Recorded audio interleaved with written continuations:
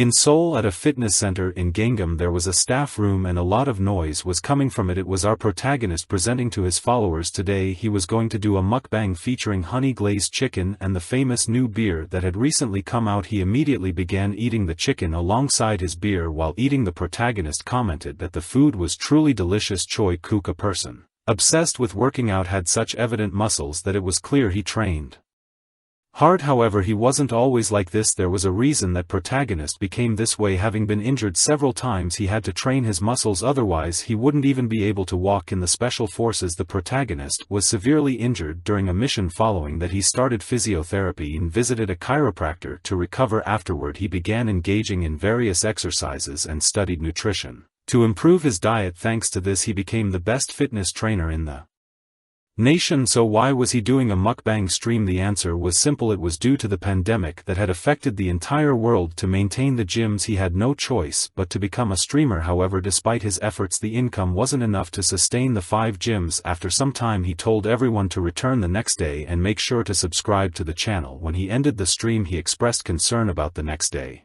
since he had consumed a lot of calories. He needed to work out, but because he drank alcohol he couldn't. This left the protagonist confused, as he hadn't expected things to reach this point. Putting everything aside, he said he needed to rest, as his doctor had informed him that stress could cause hair loss. This news left the protagonist in shock and speechless. The doctor explained that his body was on the verge of collapse due to all the stress. He needed to reduce his workload, otherwise he would likely go bald from the stress. These words filled him with despair, as he couldn't imagine being bald. It would leave him alone for the rest of his life. He thought his doctor suggested some medications and once again advised him to rest. Sitting down, the protagonist wondered what he should do. After all, he had always worked hard and exercise a lot to stay in shape. Picking up his phone, he decided there was something he needed to do. After reflecting on it, he began searching for something on his phone. After some time, he found an app for reading novels. He used to read them as a child but had forgotten due to his busy lifestyle. Choi Kak had grown up poor under the care of his grandparents. Borrowing a simple novel from the next street over was a cherished memory for him. His grandfather used to scold him for always going to that place. While looking at his phone, he recognized someone. It was the author On, who had written several novels he loved as a child. Looking at the author's page, he noticed a new series. He had never heard of this title before. Curious, he decided to find out more about it. It was a novel chronicling the journey of a Shaolin monk whose protagonist entered a temple seeking to carve a new path as a martial artist. Clicking to take a quick look at the novel, it made him quite happy because the novel was truly excellent. The protagonist felt deeply relaxed and wondered when was the last time he felt this way. It took him straight back to his childhood, when he used to read novels. However, after some time he fell to the floor because he was very tired and sleepy. Yet as he lay beside his phone, a bright light began to shine intensely from it. A voice began calling out to him, saying it was time to start the morning exercise. As he opened his eyes, he quickly got up because he heard it was time to exercise. But when he looked ahead, he was quite confused. That bald head and that robe were very familiar to him. However, the boy spoke again, urging him to hurry because everyone had already left, and if they delayed they'd be scolded. This left the protagonist doubtful, as he didn't know how that child had entered his house. The boy said he wasn't a child after all, claiming to be much older and bigger than him. This confused the protagonist further, as he was 5 feet 11 inches in and much larger than the boy. Touching the boy's shoulder, he asked if his eyes were defective. Once again he wonders how that child entered his house, but upon closer inspection, that place didn't look anything like his house. The protagonist realizes that body wasn't his and question what was happening to him at that exact moment. He wonders what happened to his hair and why he was in that place. However, thinking it over, the boy had called him Mujin earlier. That was the name of the main character from the novel he had been reading before. Many questions swirled in his mind, yet he had an idea of what all of this could be. Since he used to read a lot, the protagonist had experienced several dreams similar to this one. Because of it, the boy tells him to hurry, and as he gets up, the protagonist agrees that child is adorable in the eyes of our protagonist. The boy insists they should hurry, and with that they run. Even though it was a dream, he felt he had to savor every moment. Upon arriving, a man becomes quite irritated with them for being late. He orders them to quickly take their positions. Surprised, the protagonist finds the dream incredibly realistic. However, when he looks to the side, he sees several people training their legs with squats, but it leaves him confused. After All they were doing the squats incorrectly and that would likely injure them. The man tells everyone to get into position, starting with a horse stance. Thinking about it, the protagonist wonders if the man was referring to squats. At that moment he glances to his side, seeing all those young monks training squats improperly. He realizes something was wrong, and if he trained like that his knees would be ruined. When the protagonist began his rehabilitation training, he started with proper exercises, because he knew how important they were. There were times when he had seen trainers teaching incorrect exercises, focusing solely on the upper body, and that annoyed him. Because of this, whenever he saw people training incorrectly, he couldn't tolerate it. Due to being a fitness freak, the man once again insists they train rigorously because the lower body is the foundation of martial arts. If they couldn't use their lower body to maintain balance, they wouldn't be able to apply their strength properly. Our protagonist couldn't accept those kids training like that. Frustrated, he prepares to call everyone's attention because he knew it was just a dream. With that, he provokes them, saying they are ignorant and know nothing about exercises. At that moment everyone is shocked by the protagonist's words. His friend asked what was wrong with him, however, saying that greatly irritated those men. After all, the protagonist was criticizing their methods and was told to stay in his place. They asked if he could feel the energy of their shouts, since this was a martial arts novel. Yet even so he had to say what needed to be said, and the protagonist explains that he was merely pointing out what was wrong. He would not back down from simple intimidation, because compared to that unbearable student this was nothing. The man asks if he thinks Shaolin training is wrong, even though he is a disciple of the same. He finds all of this incredible even for a dream, so he decides to speak as a martial artist. Our protagonist explains that if they continue training with that method they will damage their knees, but the man says it's just an excuse made by the weak. However, those words leave the protagonist confused. After all, the purpose of martial arts is for the weak to train their body and mind, and by saying that the man asserts they cannot learn this leaves the man speechless. And another monk explains that the Shaolin he mentioned is different, because they train to achieve in life. The protagonist asks if Shaolin is a place where the inferior cannot reach enlightenment. Irritated, the man explains that they train their bodies rigorously to train their minds. After all, the human mind is weak, so they seek to train their minds to endure hardships and negative thoughts. But this makes the protagonist question if that's only necessary to train when they're still young. That leaves the man again without arguments against him when he suggests training their minds while damaging their knees. It seems contradictory, suffering while still young to achieve enlightenment. That didn't seem right to him. The others begin murmuring among themselves, and clearly that worries the man. Pointing at the monk, the protagonist asks how much time he has spent still unable to reach enlightenment despite being so old. Those words leave the man stunned. After all, he was speaking directly to the first-class disciple named Haing. After a sigh he roared, leaving everyone around him covering their ears. This gave the protagonist goosebumps, as it was the first time he had ever seen a first-class disciple. After a while the tension in the air began to dissipate. The monk said he had heard everything. According to second-class disciples, Buddhist martial arts are aimed at self-improvement and are merely tools for enlightenment. However, their martial arts were different. The man explained that the martial arts of their group were used to save the masses, protecting them from evil and the demons that pursued them. This, however, made the protagonists more curious, as following that logic they would have to ruin their knees to protect the masses. Looking at the boy, this left the monk with no choice. If things continued this way the boy would be a bad influence on those around him. However, the adults couldn't punish him because he was still young. In this case the monk suggested that the protagonists proved that Shaolin training was wrong. The monk told him to train however he thought was best. Since he claimed their training was wrong, he should know the right way. Pointing at the protagonist, the monk instructed him to defeat those who trained with Shaolin methods. Worried, the protagonist asked who his opponent would be. The monk explained that the protagonist would have to fight someone who joined at the same time as he did, then called for mug gum. Looking at the boy, the mon told him he had 7 days to prove his words by training in the way he deemed right. He would have to fight against that boy with thick eyebrows.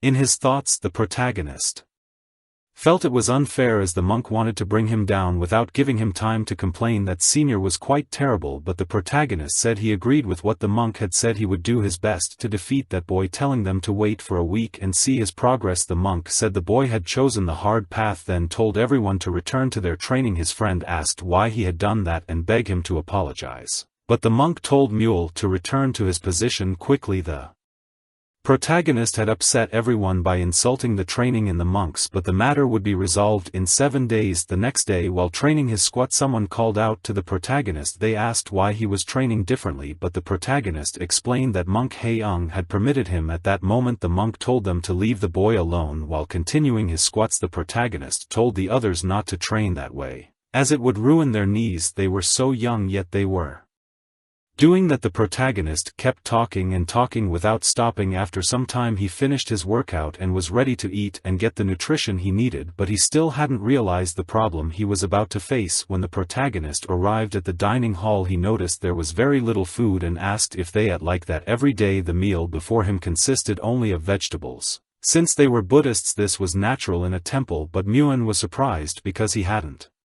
thought about it earlier and worried about his protein intake. He wondered what kind of side dish that was, but it wasn't just that the protagonist could also smell the food. This was strange since he was dreaming it smelled good despite being just vegetables, but that didn't change the fact that it was only vegetables. The protagonist was quite disappointed with the whole situation. Slamming the table, Muin said it was child abuse. They had trained all morning, so giving only vegetables to eat was abusive.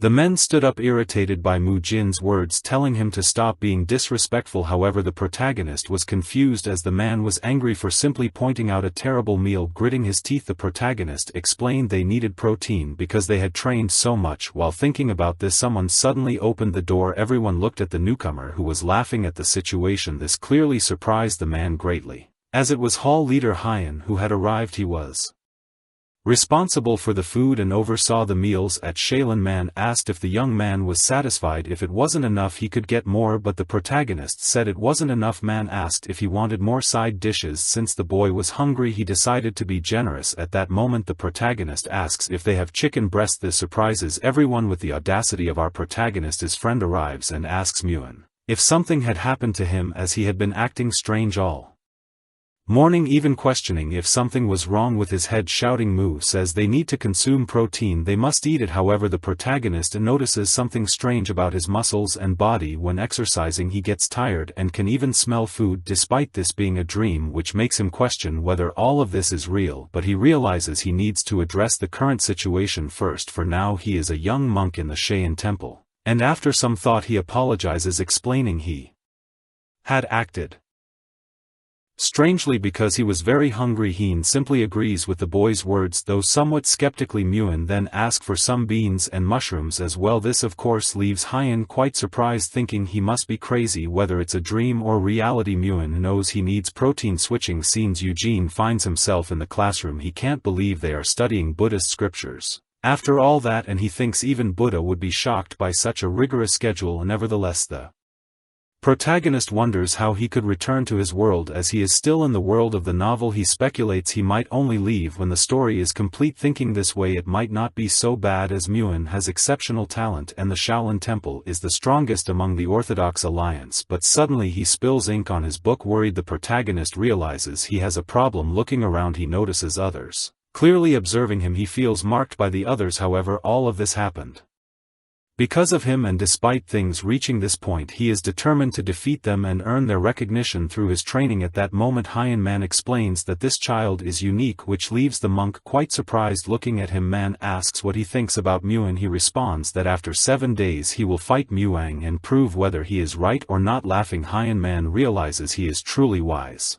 to think of such an idea. As practitioners of Buddhism, they cannot punish a disciple just for behaving like that. However, by proposing that Mu Jin face Muang in a spa, he challenges the most capable disciple among those who joined that year. At this temple, many disciples are recruited every year, and among them many quit due to Shaolin's rigorous training. Some learn the basic martial arts and move to an external sect. Only 10% who join remain in the main temple. For this reason, first class or senior disciples usually don't know the names of new monks, but Muang is one of the rare exceptions they've had. Thus Mug Gang will teach that child a lesson once and for all. As both walk to their positions, the 7 days promised to Muin finally arrive, with that the two must face each other shortly before the fight. His friend asks what he is doing. Mu Jin explains he is stretching. His friend doesn't understand what that is. Our protagonist explains it is a tendon extension technique. Stretching is always done before exercises to prepare the muscles and tendons so the body won't get Hurt at that moment, Muin suggests his friend do the same, which understandably concerns him. The posture seems quite strange to him, but he manages to do it correctly. Being young, he quickly grasps the concept. Suddenly they hear Mang training, demonstrating his rapid punches. As he punches, bursts of air emanate from his fists. They can also hear the loud crack of his strikes, which is quite impressive. However, the protagonist realizes that if he gets hit by that, he'll be in trouble, so he wonders what he will do to defeat this guy. Watching Mang train, an idea springs to his mind. He'll just have to use that. Back to the present, the man notices Muin hasn't run away, making up some excuse to avoid training. Previously he was training against the tree. Muin had been practicing a method to subdue Mang instantly. This leaves his friend puzzled, since all he seems to be doing is rubbing against the tree. While the monk contemplates this, he glances at Mang, a person capable of teaching that boy a lesson. At that moment Mang was delighted as the monk was looking at him. However, while thinking about it, Mu was making strange noises as he stretched. After stretching a bit more, he finally finished and told the monk to start the fight immediately so it could be over quickly, but that left Mang very irritated as the protagonist was acting tough. The monk told both of them to step forward. Meanwhile, in his thoughts, Mang planned to show the results of the consecutive punches he had been training for 3 months.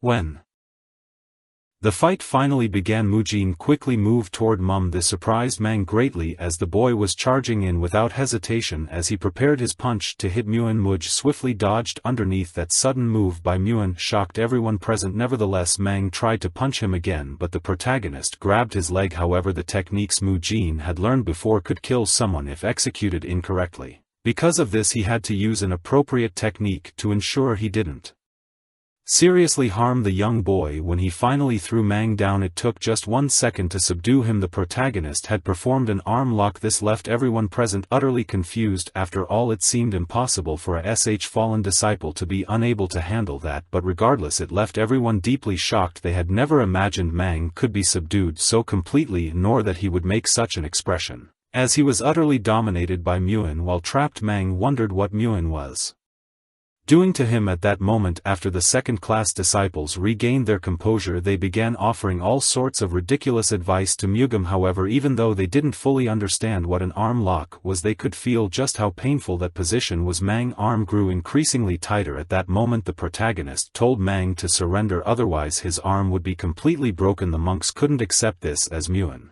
had only trained for 7 days. Nevertheless, while still holding Mang's arm, the protagonist repeated that he should surrender, otherwise his bone would be dislocated. Mang panicked, unsure of what to do. Concerned, Muin urged Mang to hurry up and surrender. However, at that moment Muang screamed in pain, leaving everyone speechless. Mujin quickly let go of his arm and apologized, acknowledging it was his fault. Not knowing what to do, another man called out to the monk asking what they should do now. Meanwhile, Muin began massaging Mang's arm. He still couldn't believe the monks had made 2 kids fight each other. However, the winner was announced, and it was Mujin who had defeated Muin. The chain punch is one of the 8 techniques of the fist, using the elbow and shoulder as the main weapons. It allows you to defeat your opponent at close range and is known to be very powerful. Mang had mastered earlier than any other youth. Even the second-class disciples were impressed by his punch. However, that morning his brilliant chain punch was pathetically defeated by Muin, who used strange techniques. Sitting down, Mang whimpered, saying it was all very unfair. The protagonist asked why he felt that way. Mang replied that the protagonist had used a strange technique as soon as the fight began. If it had been a fair fight, he would certainly have won. While the protagonist was consoling Mang, 2 men behind him agreed with Mug Gang, leaving the protagonist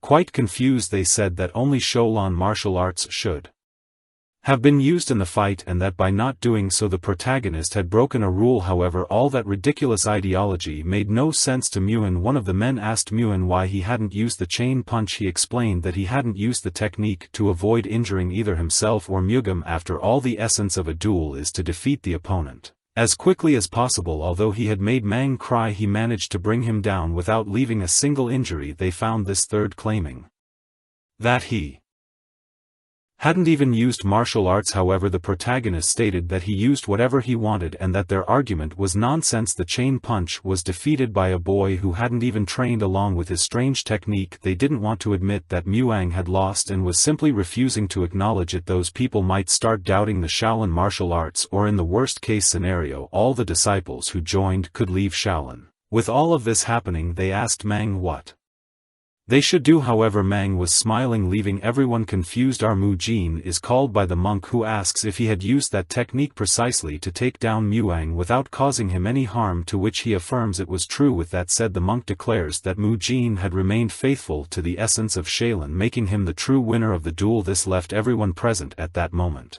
in shock. However, the only reason his technique was more effective than the chain punch was that the opponent was not on the same level. The reason they learn martial arts is precisely to defeat evil. At that moment the monk decided to personally demonstrate the essence of Shaolin martial arts, the true power of a Shaolin capable of cutting down the heads of demons. With that said, he orders one of his men to bring a stone. After some time, two men appear carrying a stone, which they place on the ground. The protagonist never thought he would witness martial arts with his own eyes. The monk tells everyone to pay attention to this unique moment. He is going to show the true power of the chain punch to everyone present. While breathing, the monk prepares a punch aimed at the stone. Finally, the monk strikes the stone, making a loud noise. The veins on his fist were highly visible. The stone shatters into pieces. Witnessing that punch made everyone present very excited to see such power. Everyone praised the monk. After all, this was the true power of a chain punch, and if they trained as well, they too could achieve that. However, when the protagonist saw all of this, he was left speechless, finding it all incredible. After all, this was real martial arts. Just one impact was enough to break a mountain. One swing of his sword could defeat hundreds of enemies, and one punch was enough to obliterate an enemy. But wait, obliterate? This left the protagonist puzzled, calling out to the monk. He asks if they needed to master this precisely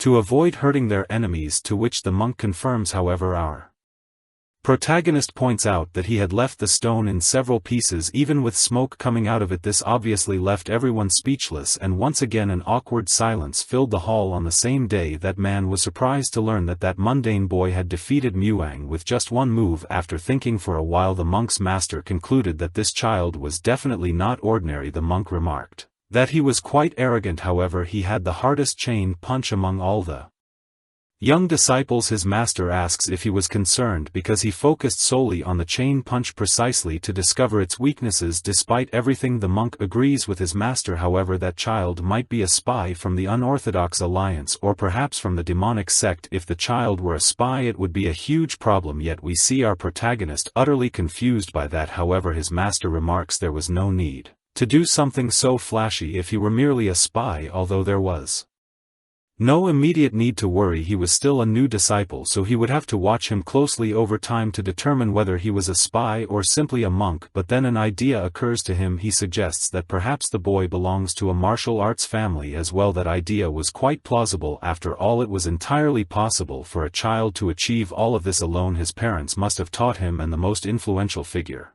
in a child's life is the father, so perhaps the boy simply wanted to prove that his father's teachings were better than Shin's. However, since he had defeated Mug Gum, he would certainly become more arrogant. They wonder what they should do about it. Sipping his tea, he comes up with an idea. They suggest leaving him to be Ob Gang. The monk asks if he is referring to the one in the disciplinary court. His master tells him not to worry. After all, he volunteered to join the hall himself. Late at night, some monks were saying their goodbyes. However, they see someone in the night and are shocked. Another monk suggests they take a different path, leaving the two of them confused. At that moment they had asking what was out there and wondering if it was a ghost, but thinking more carefully, it was just someone training alone. That person was Beeb Gang, the one fanatical about rules. They wondered why that guy was training in the middle of the night practicing the horse stance. However, it was quite obvious he simply wanted to train without any rest. While talking among themselves, they already knew he was the mad dog. After all, he was obsessed with rules, something everyone knew. One monk commented that this place suited him perfectly. After all, he was crazy, but the other monk said that the mad dog would be in the hall starting tomorrow. This left them confused. There were even rumors that he would become the next master of the disciplinary court among second-class disciples. Bayab Gang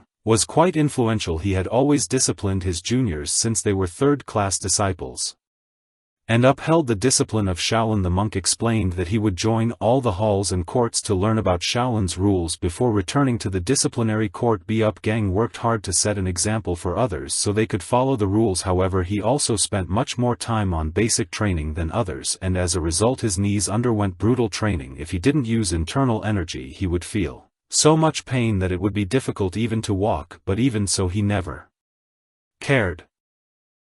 For him physical and mental training along with enduring pain were all part of his practice. With all that said, he finally finished his training, staying in the horse stance for over 30 minutes. At that moment he was still thinking about the boy named Mujin and considered what a troublemaker he might become, but despite that he resolved to teach him the proper mindset a Shaolin disciple should have. The next day everyone was confused. After all Bab Gang had appeared, they wondered what he was planning to do there. Then a man announced that he would be joining Shaolin to work alongside them from now on. He said he was very excited to collaborate with them. The protagonist was quite surprised to see the man's physique. It resembled that of a soldier. Looking around he noticed many people whispering to each other, and from that he grasped the situation. He understood everything that was happening and realized that this was Bab Gang, a second-class disciple. With that said, Bab Gang initiated the morning training session. While everyone trained in the horse stance, he thought he needed to identify the exact problem so he could address it precisely. Observing him, he noticed that Muin was doing the horse stance with his legs wider than his shoulders, his spine very straight and his toes pointing forward. After watching the boy he tried to imitate the posture, but even after mimicking him he didn't notice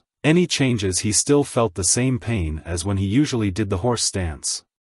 Thinking perhaps it was just a trick to avoid training, however, upon seeing this the protagonist told him he was doing it incorrectly. His posture was completely wrong. So Bab Gang asked what the problem was. Muin realized he would have to teach him from the ground up, from beginning to end. He still didn't understand why Bab Gang was trying to copy him, but every time he bent his knees he could hear them crackling. After thinking about it for a while, Muin realized it would be great if Bab Gang was on his side. At that moment he decided to make his life easier by earning the man's trust. With that, Mu explained that Bab Gang's knees were in bad shape. He asked Bab Gang to trust him a little, stretching the boy. Muin commented that his body was quite flexible. He explained that this was called a tendon extension technique. That posture would help loosen the muscles around his knees. If he did this warm-up before exercising, he would be able to perform movements more smoothly and reduce the pressure on his knees. He instructed him to do the movement 3 times with a 30-second interval between each. After Bab Gang had done it once, Muin started massaging his knee, asking if he felt better now. The boy noticed that although Muin was lightly massaging his knee, it still hurt due to the training he had done. At that moment Bab Gang realized that although it had hurt a lot at first, the pain in his knee had suddenly vanished and he felt rejuvenated.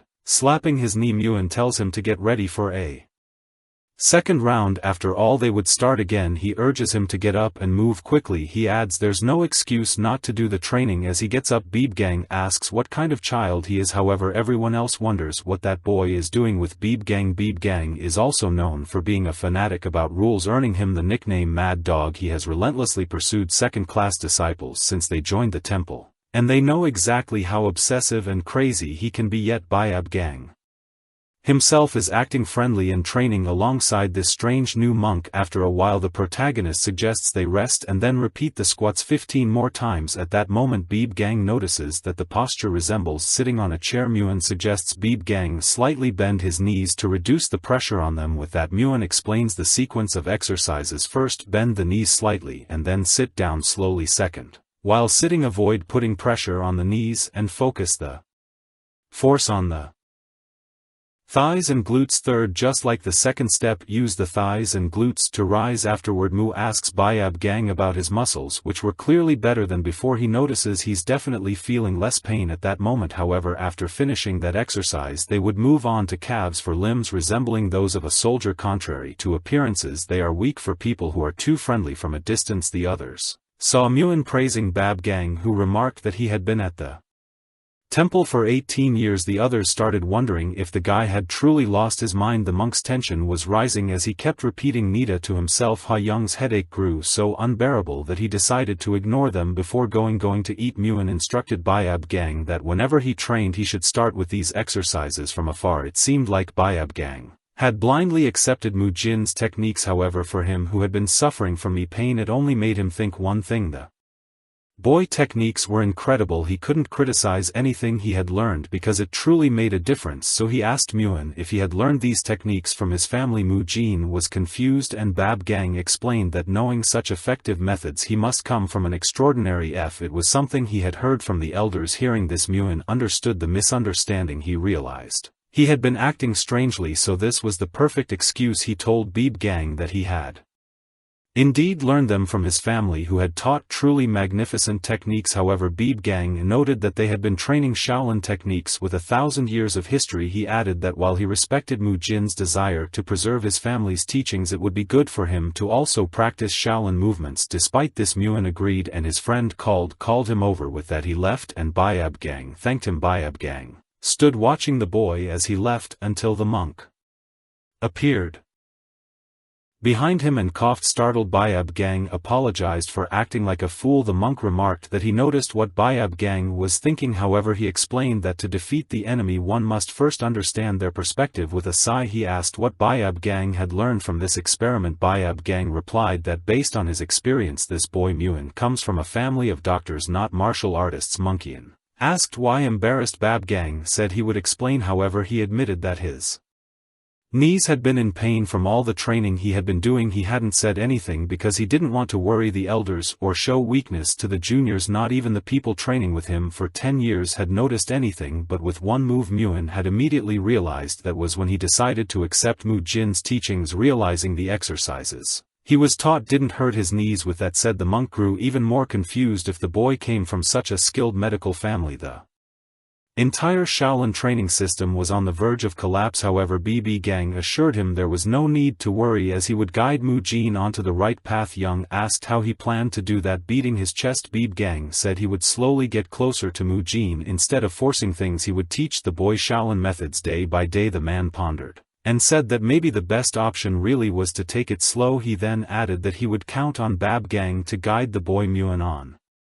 The other hand was exhausted. He hated having to eat right after training and then go to that boring class. However, his friend showed up and told him they were heading to the next training session today. They would learn techniques to master internal energy. Now that they had perfected the chain punch, from this day forward they would be prepared to harness their internal energy. Young told them to demonstrate now and assume the lotus position. Muin wondered what this lotus position was. The group sat down in a meditation posture. Young instructed them to take deep breaths and then exhale slowly. They needed to maintain this until they could start feeling their energy center. Mu Jin was excited, finally seeing the martial arts he had always dreamed about. The monk instructed everyone to get into the lotus position, and Mu Jin was thrilled. He was finally learning martial arts, but Muin wasn't the only one excited. The others were as well, since they had also been stuck training only the basics.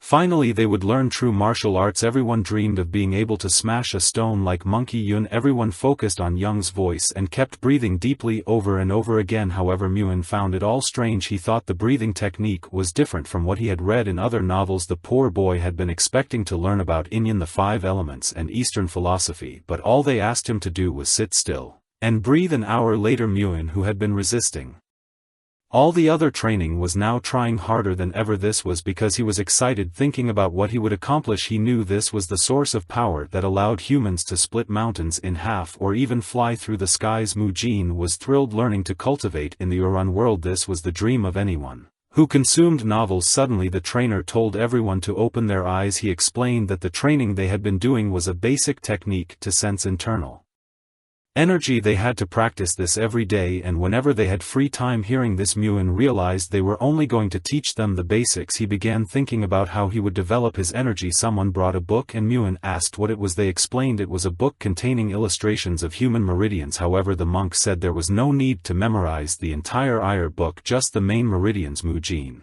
got excited again as he was about to learn something that was always mentioned in stories. Meridians, as always, are the pathways through which energy flows in the body. Knowledge of them is crucial for mastering martial arts. The monk called one of the students and said he would now teach them how to memorize the names. He began teaching while Muin focused on memorizing. He told himself he would memorize all of them by the end of the day. A while later he was walking and thinking about the monk's words about memorizing the meridians and continuing to practice. However, he noticed someone next to him. It was Beeb Gang, as always training. Muin asked what he was doing, and Beeb Gang replied that now that his knee hurt less he was back to training. Muin put his hand on his face, saying he taught those exercises to help his knee recover, not to destroy it again. But Beeb Gang simply flexed his arms, saying iron becomes stronger when struck. This was what he had built over 18 years. However, Muin cut him short, saying that even iron breaks if you strike it too hard, and as a human He was much weaker. Muin approached and told Bayab Gang to sit down. He warned that he would perform another pressure relief treatment, but it was going to hurt. The boy didn't even have time to respond before he was already groaning in pain. While Mujin performed the therapy, he remembered the past. Back when he was in the special forces, his body had been severely injured when he trained despite being hurt. The problem was that the mission required him to cross a river. With that, he hit his head and had to retire from service. He spent a long time living every day without any energy. That sad lifeless face he saw resembled Bab's expression. Mujin tells him that his body is injured and he's the only one suffering. No one will take responsibility, so he should value his own body. However, Beeb calls out his name and Mu asks what it is. Beeb places a hand on his head and tells him that Shaolin does not abandon its disciples just because their bodies are broken. The truth is they don't abandon anyone no matter what happens. Muin didn't know what to say and smiled. He gave Baba, which made the poor guy scream in pain, with Mujin telling him he'd have to trust him now. A while later, Bayab got up, apologized and asked where Muin was going. Before Muin explained that he was heading to practice the breathing technique, Beeb remarked that he should already know it given the family he comes from. Feeling awkward, Mujin tried to make an excuse saying he couldn't learn it because of family matters. Beeb then replied that if that was the case, he could practice there. He told Muin that if he practiced beside him he might be able to feel an energy flow more clearly. That idea seemed to excite Muin because it made sense. He couldn't feel his own energy, but perhaps having someone else nearby would help. He sat down to start practicing and excitedly said he was ready. Beeb smiled and told him to pay attention and learn something. He began breathing deeply while Muin just watched. Muin noticed that even the atmosphere around Beeb seemed to change. He kept observing, trying to spot a difference in what he was doing. That's when he noticed something. Maybe this was what they were talking about. He appeared to be surrounded by a golden then energy. The teachings explain that when exhaling through the mouth you must gather all the negative energy within your body and expel it. By doing this you accumulate pure energy in the core of your body. This made Muin believe he had found the difference between himself and Beeb. The problem was that it wasn't a small difference from posture to the way energy was absorbed, stored and finally concentrated. It was all significant. Feeling motivated, he tried his best to maintain it, but soon he was a bit disappointed. It was only the size of a grain. Then he thought about how sometimes packaging says a flavor is present when it's only 0.001% of the product. That made him excited again. Bayab seemed quite impressed. Our boy was already feeling energy, which meant the monks were right. That child would become a pillar supporting the 1,000-year history of that place. He kept thinking that he had grasped the basics of how to feel and store energy. It was just a matter of practicing breathing and getting used to it. Suddenly he felt a strange chill when he opened his eyes. The moon was already in the sky and Beeb said he took too long. He apologized, saying he didn't realize it was so late, but Bayab told him it was fine. Our boy then thanked him for all the help he had given. Seeing the aura around him, Bab was impressed that he had awakened on the same day. The instructor then mentioned that he could probably start learning the cultivation of enlightenment now. Our boy replied that he should first learn about meridians. This caught Bab by surprise again, who remarked that coming from a family of doctors he should already know about that. Beeb left, telling the boy not to make such jokes. Muin realized that this whole family of doctors story was backfiring on him. The next day he was exhausted. He had to stay up all night studying meridians to avoid being found out. The trainer told those who had completed everything from the previous day to step forward, proud of his hard work. Our boy took his step, but a bunch of other people also stepped forward. He was impressed. He hadn't expected so many people to feel energy and know about meridians.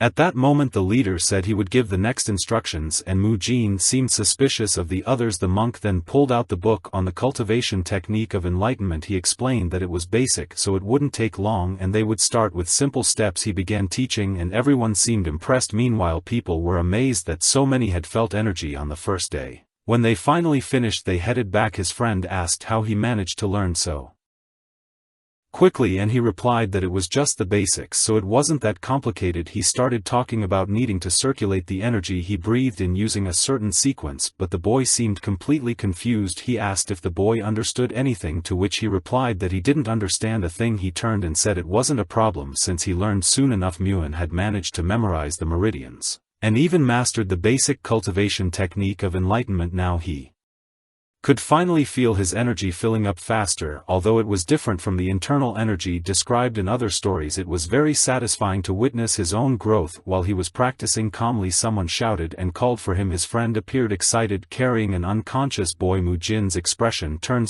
curious. As he asked what was going on, smiling, his friend said it wasn't a corpse, the boy was fine. That was Mukim, who had joined the Sholan temple before him. Mujin wanted to know why he was being dragged, and his friend explained that the boy seemed out of sorts. Mujin stood up and asked to take a look. As he approached the body, he pointed out that the dirt on him had been caused by his friend. However, the bruises clearly indicated that someone had hit him. Seeing the footprints and the bruises on his body, Muin found it all very strange until he remembered that the name sounded familiar. Mukim was a tall, skinny boy who always stayed off to the side. He vaguely remembered the boy's face, but his memory seemed to contain other pieces of information he couldn't fully understand. He decided to set it aside, and his friend asked what might have happened. Muin obviously had no idea, but he knew someone who might have the answer. If that boy had been there before them, they'd have to find someone older, so they went to talk to Mu Gang, who asked what they wanted. The two stood there staring, and no one said a word. A little earlier, Mu Jin's friend had asked if Muang had hit the boy, but Muin had denied it. Since Muang had been one of the first to join this group, he must have seen the boy before anyone else. When they were face to face, Mang asked what was going on. He let the boy drop to the ground, almost losing what little soul he had left. He immediately questioned why he should waste his training time with these questions. Mujin found this strange and asked why as a senior he wasn't concerned about an injured junior. Angrily, Mugen stepped closer, but Muin warned him he'd lose again even as a senior. They continued arguing while the boy simply watched. Once again, Muin pointed out that Gung was the senior who got beaten by a junior, which made Gung try to throw a punch. However, Mu grabbed his hand, moved in underneath, grabbed his collar and slammed him to the ground. A second later he had him immobilized again. Mu Jin told him to give up because the result would always be the same. Gung told him to shut up until he was squeezed a little tighter. The protagonist then said if Gung just explained why the boy was so beaten up, he'd let him go. With that, Gung was released and backed away. Muin knew Gung hated him for losing every time. While Gung was losing his temper again, ready to attack, the protagonist simply asked again why Muk Kong was so injured. Gung finally explained that Kong had gotten involved with a guy named M and his friends. Muin asked who these guys were. Gung said they were disciples of the outer sect M's father was in charge of. Escorts. Mon Kai had gone there to recruit his son but had met Qiang and brought him to the temple. That man's son had also ended up in the temple, and since then they'd been bothering Kim. Mujin asked why no one did anything, and Gang explained that it was because the boy's father worked for the other boy's father. Now Mujin was furious. If it were a regular school it might make sense, but this was supposed to be a place where they taught the ways of Buddha. So he pointed at Mu Gung and asked why he wasn't doing anything if he had the most influence. Awkwardly, Gung asked what he was supposed to do. Muin said that since Gung was the strongest he should be protecting the boy. Mang complained, saying that 3 against 1 would be too difficult. How could he win something like that? Muin points to Mule, reminding him that he claimed to be the strongest. Blushing, Mule replies that it's only because the others don't take training as seriously as he does. He explains further that these guys are disciples of the external sect. That means in his family he already learned the basics of all Shellan training, which is why he doesn't take the training here seriously. Now Muin remembers that he's one of the boys who stepped forward with him earlier. He knows the boy is a bully but has already mastered the prerequisites. At that moment the boy on the ground starts to get up, confused, asking where he is. As soon as he regains consciousness he sees the 3 monks, as if they were devils, standing in front of him and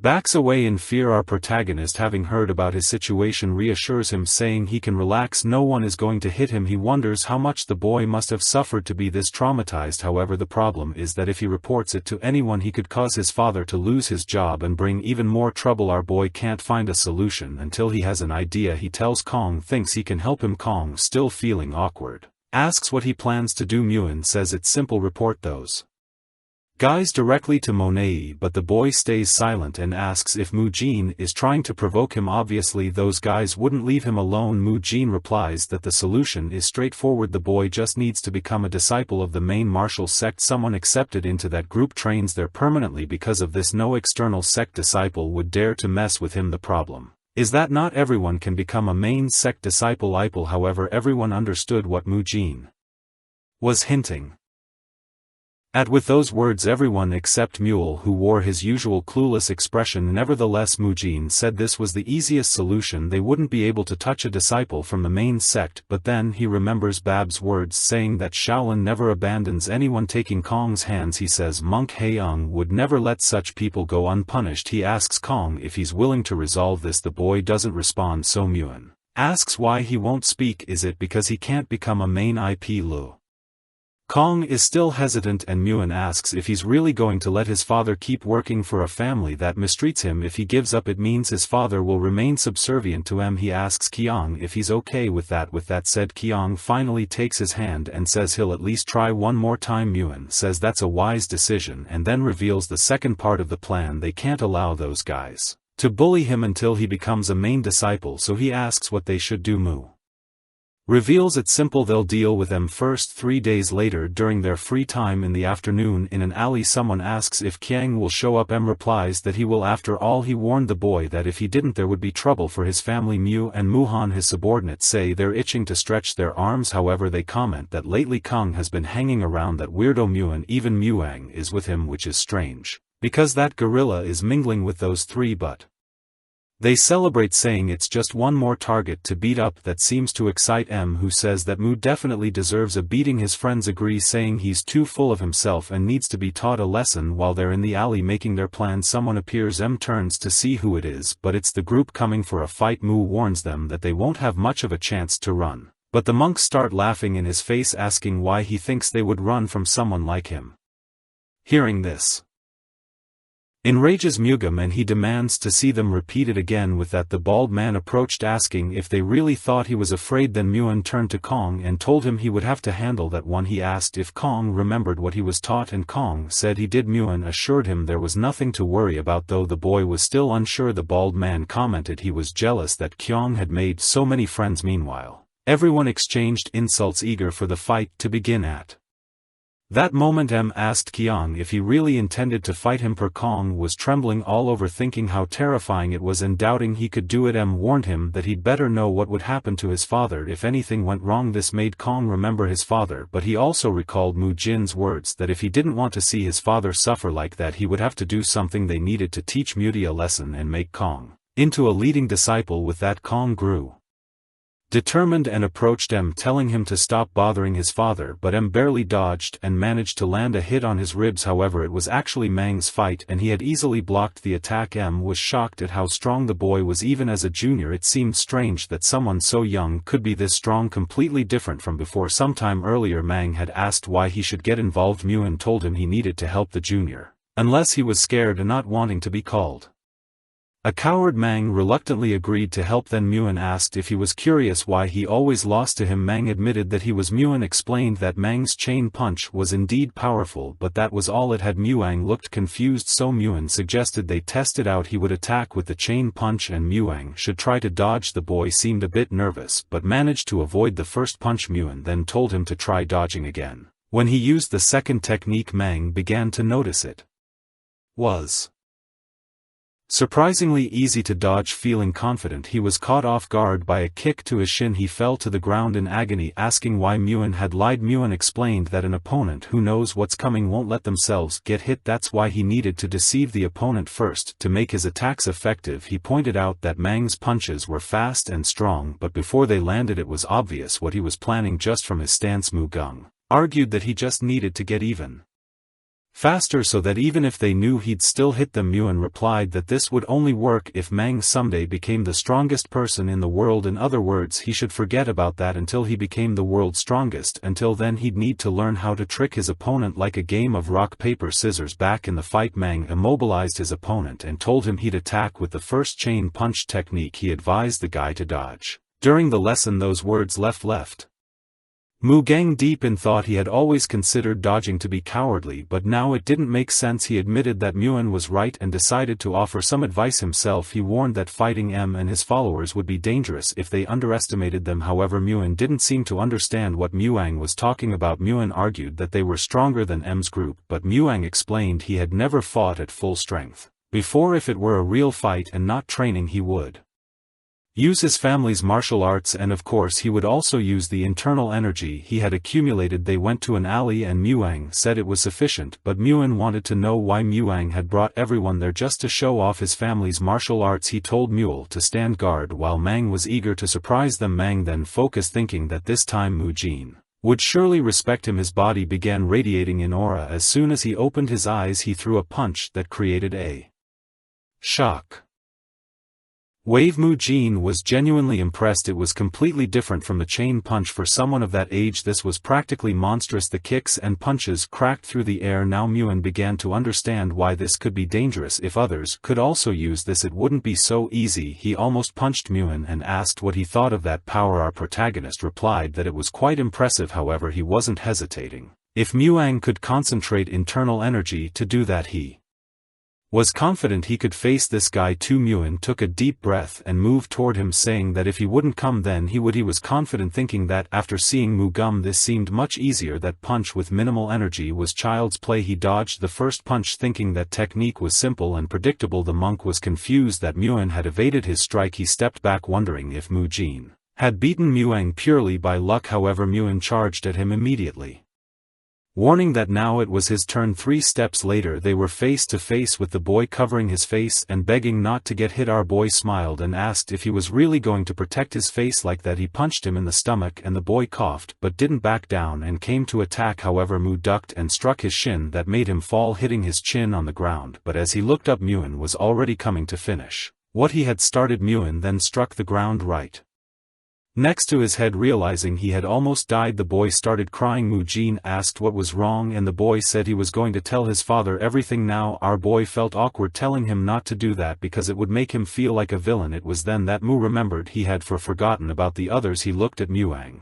and saw that he had already taken care of his opponent. Now the problem was what was happening between M and the other one. At that moment Muin heard some terrifying sounds. Makum was pounding M into the ground. He ran toward them, shouting that M had already lost and that Makong should stop. That's when he remembered why the name Mukong felt familiar. He was the character who always disfigured the faces of his enemies, and whenever he fought his face was always stained with their blood. Mukong was the protagonist of another work by the same author. The novel was called The Return of the Supreme Demon, and the most insane and worst villain in the entire story was Mukam. He remembered it was the novel he loved most. To pass the time, that protagonist claimed that humans were a threat and that only by using their blood could sins be cleansed. The scene in front of Muin gave him the same feeling as that novel. Seeing Muk Kyong beating M senseless, he wondered if he had caused his awakening. Our boy was trembling. The plan was just to give him a bit of confidence. But what was this? The problem was that at this rate he was going to kill M. Muin ran toward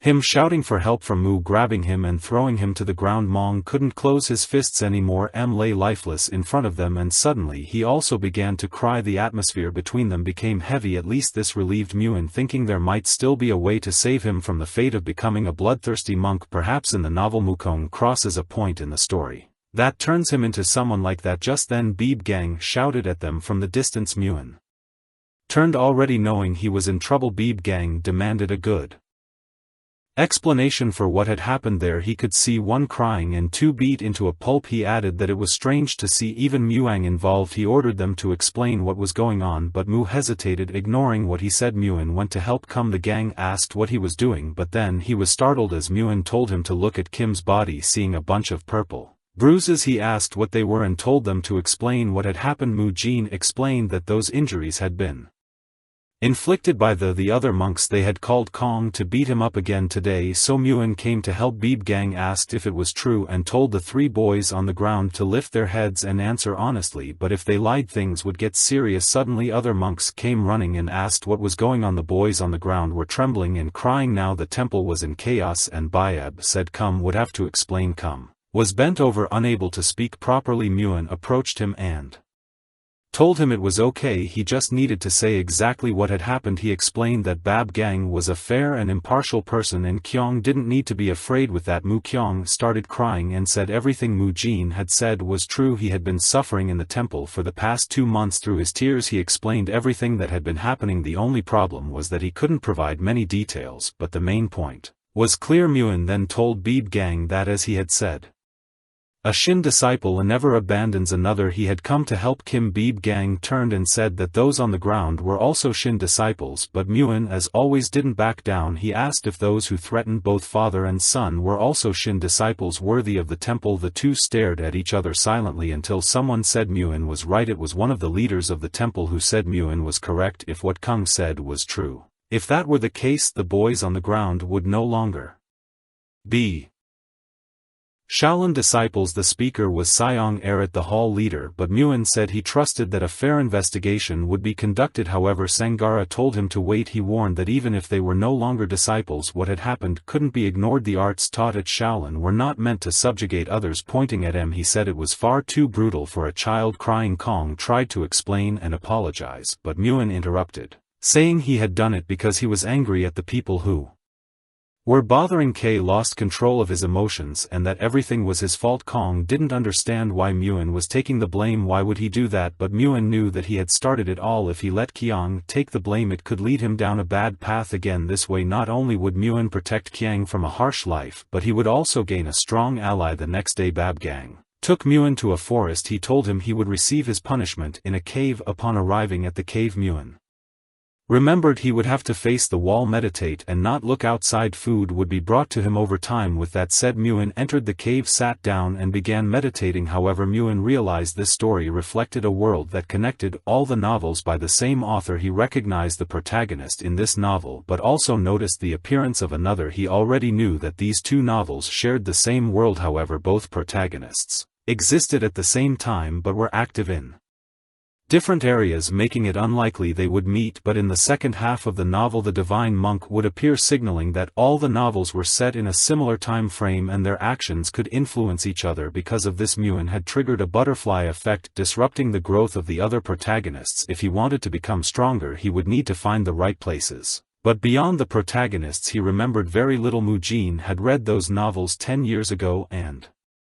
only vaguely recalled the details. If he stole their opportunities and the story's development faltered, the novel might end in a way even he couldn't predict. He had already taken Mukim, who was supposed to become the bloodthirsty monk, and needed to make that work somehow. After all, the protagonist of the novel Return of the Supreme Demon would reach enlightenment and grow stronger due to his fight with the bloodthirsty monk, but that opponent had vanished. Because of Jin's actions, our protagonist had no idea what to do in this situation. It was all very complicated. Meanwhile, he unnoticed that the townspeople were panicking because of the commotion. Suddenly Beeb appeared in the cave, observing the boy, who seemed deeply focused on his meditation. It was truly impressive for a 12-year-old. The techniques he had shown earlier made it clear he would undoubtedly become a pillar of Shaolin sometime. Earlier the elder sighed, saying that all of this had happened because of him. He then asked about the investigation, and the monk explained that after interrogating the new monks, they discovered that Muki Young was constantly being bullied. This brought great shame to Shaolin, and the atmosphere in the hall was heavy. However, someone returned asking if he had noticed it too, to which he confirmed it was obvious from Mun's face and hands that he was the one who had beaten him. However, Muin wanted to protect his friend in that situation,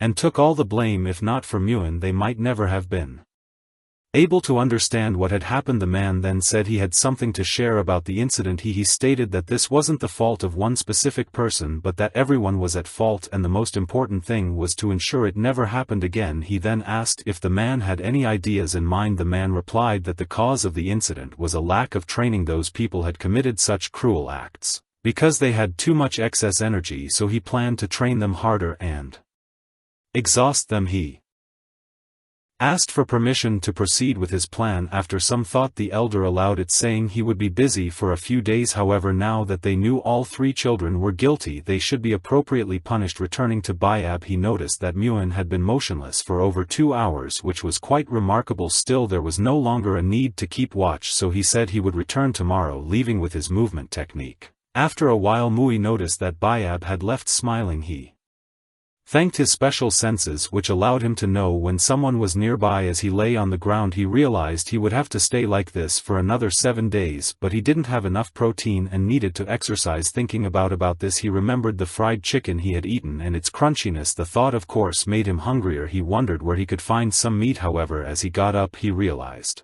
he could simply hunt for his own meat. The scene then shifted to a rabbit Running away only to be caught by Mujin. Hungry and desperate for protein, the boy watched him from a distance. Meanwhile, on the other side of Mount San in the Ichin Prefecture, Shaolin disciples spread out to gather information. They spoke to the locals and learned about the happenings in the area. Soon after, they all gathered at the entrance of the Se Bull escort agency. Ha Gul, the vice leader of Shin's external hall, arrived and someone welcomed him. The man was Sherman Pam, the owner of the escort agency and father of M. However, when he looked at his son, he noticed that the boy was trembling all over. Furious, Xiaomon demanded an explanation for what was happening and why his son was in such a state. This enraged Xiaomon deeply, and he demanded to know why his son was trembling so much. However, the monks stood their ground. Ha Gul was determined to reveal the truth. Even when faced with someone as powerful as human, he declared that the reason for his son's state was his own actions.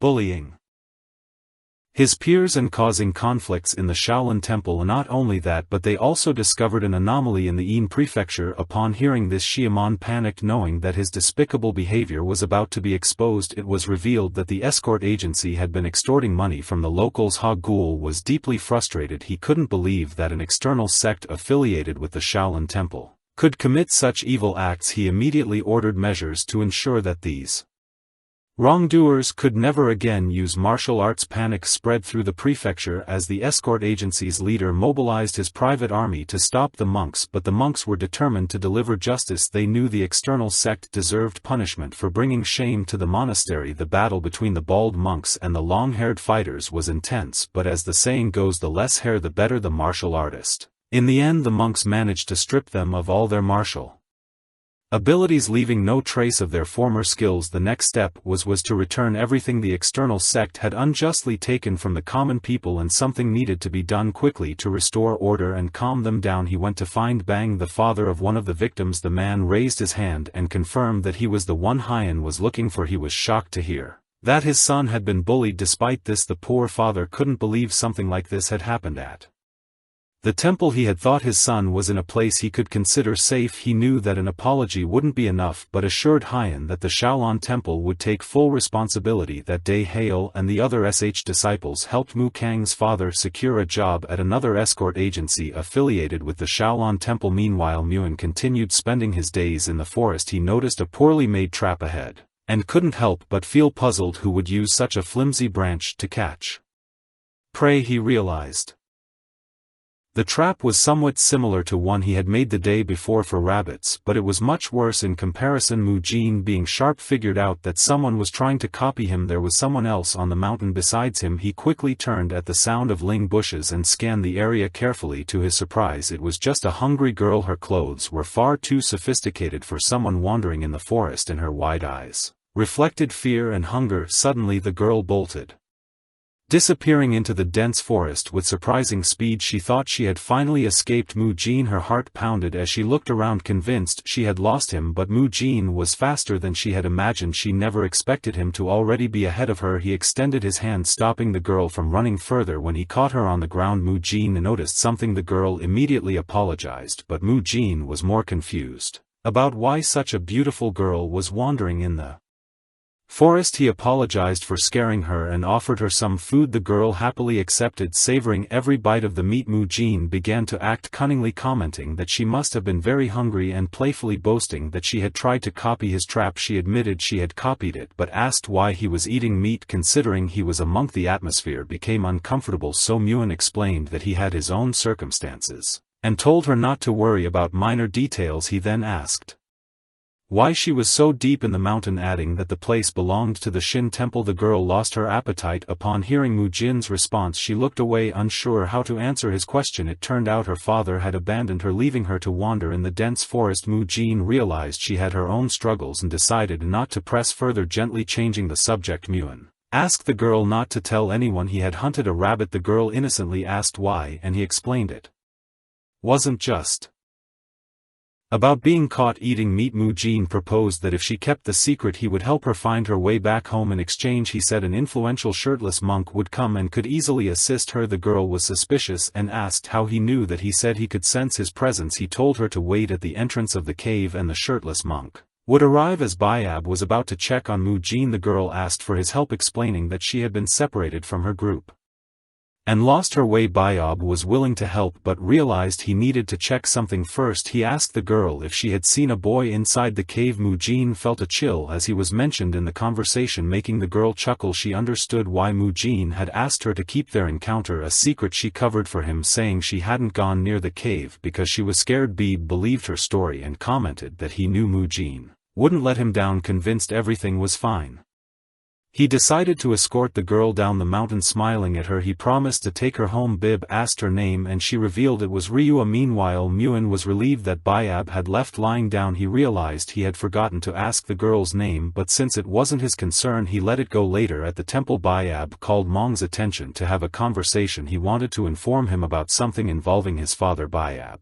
revealed everything that happened at the Mekon prefecture, the escort establishment owned by Mook Kang's parents who had intimidated him was shut down. Furthermore, his father was introduced to a new job. Bayab said Mukong no longer needed to worry and should focus on becoming a disciple of the Shaolin Temple. Mukong began to cry, relieved that everything was resolved. He promised Bayab that he would do his best. Beeb patted him on the head, saying it was all thanks to Muin, who reminded everyone that the Shaolin Temple would never abandon a disciple on the fourth day. Mu Jin felt grateful for the survival training he had received in the special forces. It made hunting easier for him. However, when cooking meat for the girl, he used an open fire which almost allowed Bayab to catch him. To leave fewer traces, he decided to cook in caves. He wanted to avoid leaving many signs since he wouldn't have time to clean everything and remove the rabbit's fur. Instead, he covered it with mud, cooked it and removed the fur. Along with the hardened mud, it wasn't perfect but was sufficient to obtain protein. It was his first time eating meat since arriving at the temple, which brought him relief. On the fifth day, Muin decided to get up before the bell that marked the start of the day. He sat in a lotus position, not to train meditation but because someone was inspecting the cave. Bayab was impressed to see him meditating so early. He approached without breaking Mujin's concentration and replaced the empty water container with a full one. He observed that Muin was so focused that he didn't notice his presence. Bab was surprised by his level of concentration. He handed Muin a sack of rations, ensuring enough food until the seventh day. Muin looked at the rations and thought that a child shouldn't survive on that. For a week he decided to eat one grain ball and drink water once a day, compensating for energy by hunting. On the sixth day, Muin continued his exercise routine. Before starting, he warmed up his body. He noticed that the breathing technique used during the exercises was similar to the energy circulation technique, so he challenged himself to combine the enlightenment cultivation technique with the exercises, creating his own training regimen. The result was that his body felt more invigorated. He didn't know it, but this process was part of the energy accumulation art training. On the last day, Beeb appeared early, informing Muin that his meditation was complete and that he could finally stand up. Muin asked if he could speak and Bab confirmed, saying he would join the morning training. During the hike through the mountains, Muin asked how the incident was resolved. Bab explained that after investigating Mookie Young's family, they discovered that their establishment had committed many atrocities. As a result, they dismantled their martial arts and shut the place down. Mook Kang's father was transferred to a new job. Bab also said the training regime had been intensified. He allowed Muin to train his way until now, but to be fair to the others, he would need to follow the Shaolin Temple training. Muin felt frustrated to still be stuck in the temple's exercise routine, so he asked if he could increase the intensity of his own training, but Bayab insisted he tried the Shaolin method first. In the training hall, he was greeted with warm smiles from his friends, making him feel part of the group. They commented that the training was exhausting, but his presence renewed their energy. Mukong confessed he almost gave up, while Mang bragged, saying it was too easy for him.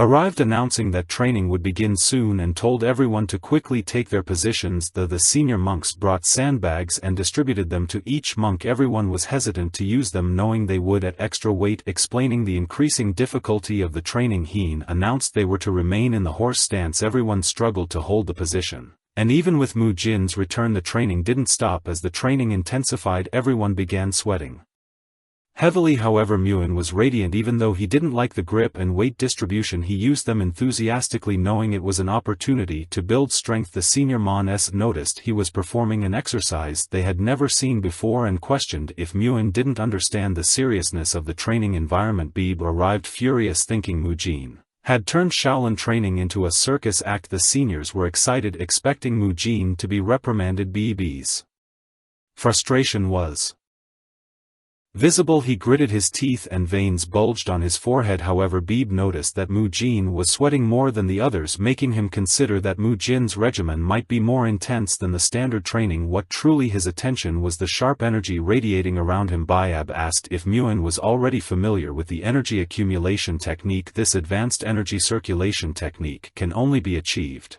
when someone has accumulated enough energy in their body and has grown accustomed to it. It allows breaking normal physical limits, displaying superhuman strength like the punch thrown by Hen. Additionally, it can lead to feats like flying or moving at extremely high speeds, but it is something hard to master. What Bab saw left him stunned. Mu Jin continued his peculiar exercises, complaining about being tired of body weight training. The morning training with sandbags was held for everyone except Mu Jin. He could feel his muscles being stimulated, and with that he also started using sandbags as dumbbells to perform modern exercises. He performed lateral raises with an ecstatic expression, enjoying every second of the training. The other young monks were intrigued by Mu Jin's strange postures and stared at him curiously. Bayab, however, saw the situation differently. He noticed that Mu Jin's training regime was effective and wondered how someone so young could use the energy accumulation technique. Bayab called Mu Jin for a private conversation and brought him to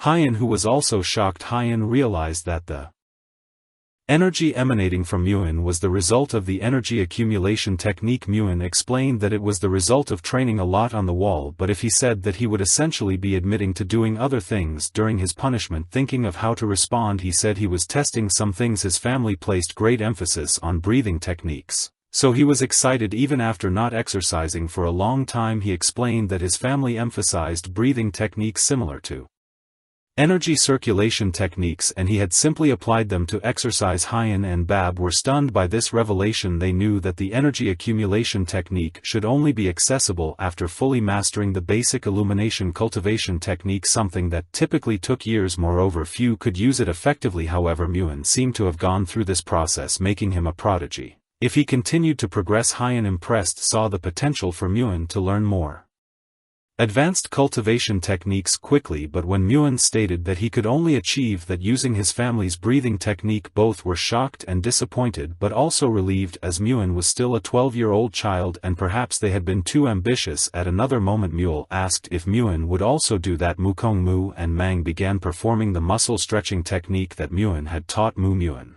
was surprised to see Mu Yel teaching the technique to others. Mukong commented that his body had greatly improved since he started using the method. Muin was impressed by Mu Yo's physical ability. Even though he was not a significant protagonist in the original story, these interactions showed that even during rigorous training, Mu Jin's influence on his peers was growing, transforming the environment around him. He wondered if his lack of intelligence prevented him from becoming a martial master despite his talent. Meanwhile, Mang seemed disheartened. Muin asked if he would try the stretching technique, but Mu Yel revealed that Muang couldn't do it because of his body's stiffness, and Har Mong admitted that his body was indeed stiff. Mu Jin sighed and explained that stiffness didn't matter because that was precisely the reason to use the stretching technique. He added that one should never mock those who are trying because everyone was a beginner once. These words touched Mong, who remembered how everyone admired his physical structure and assumed he, coming from a good family, was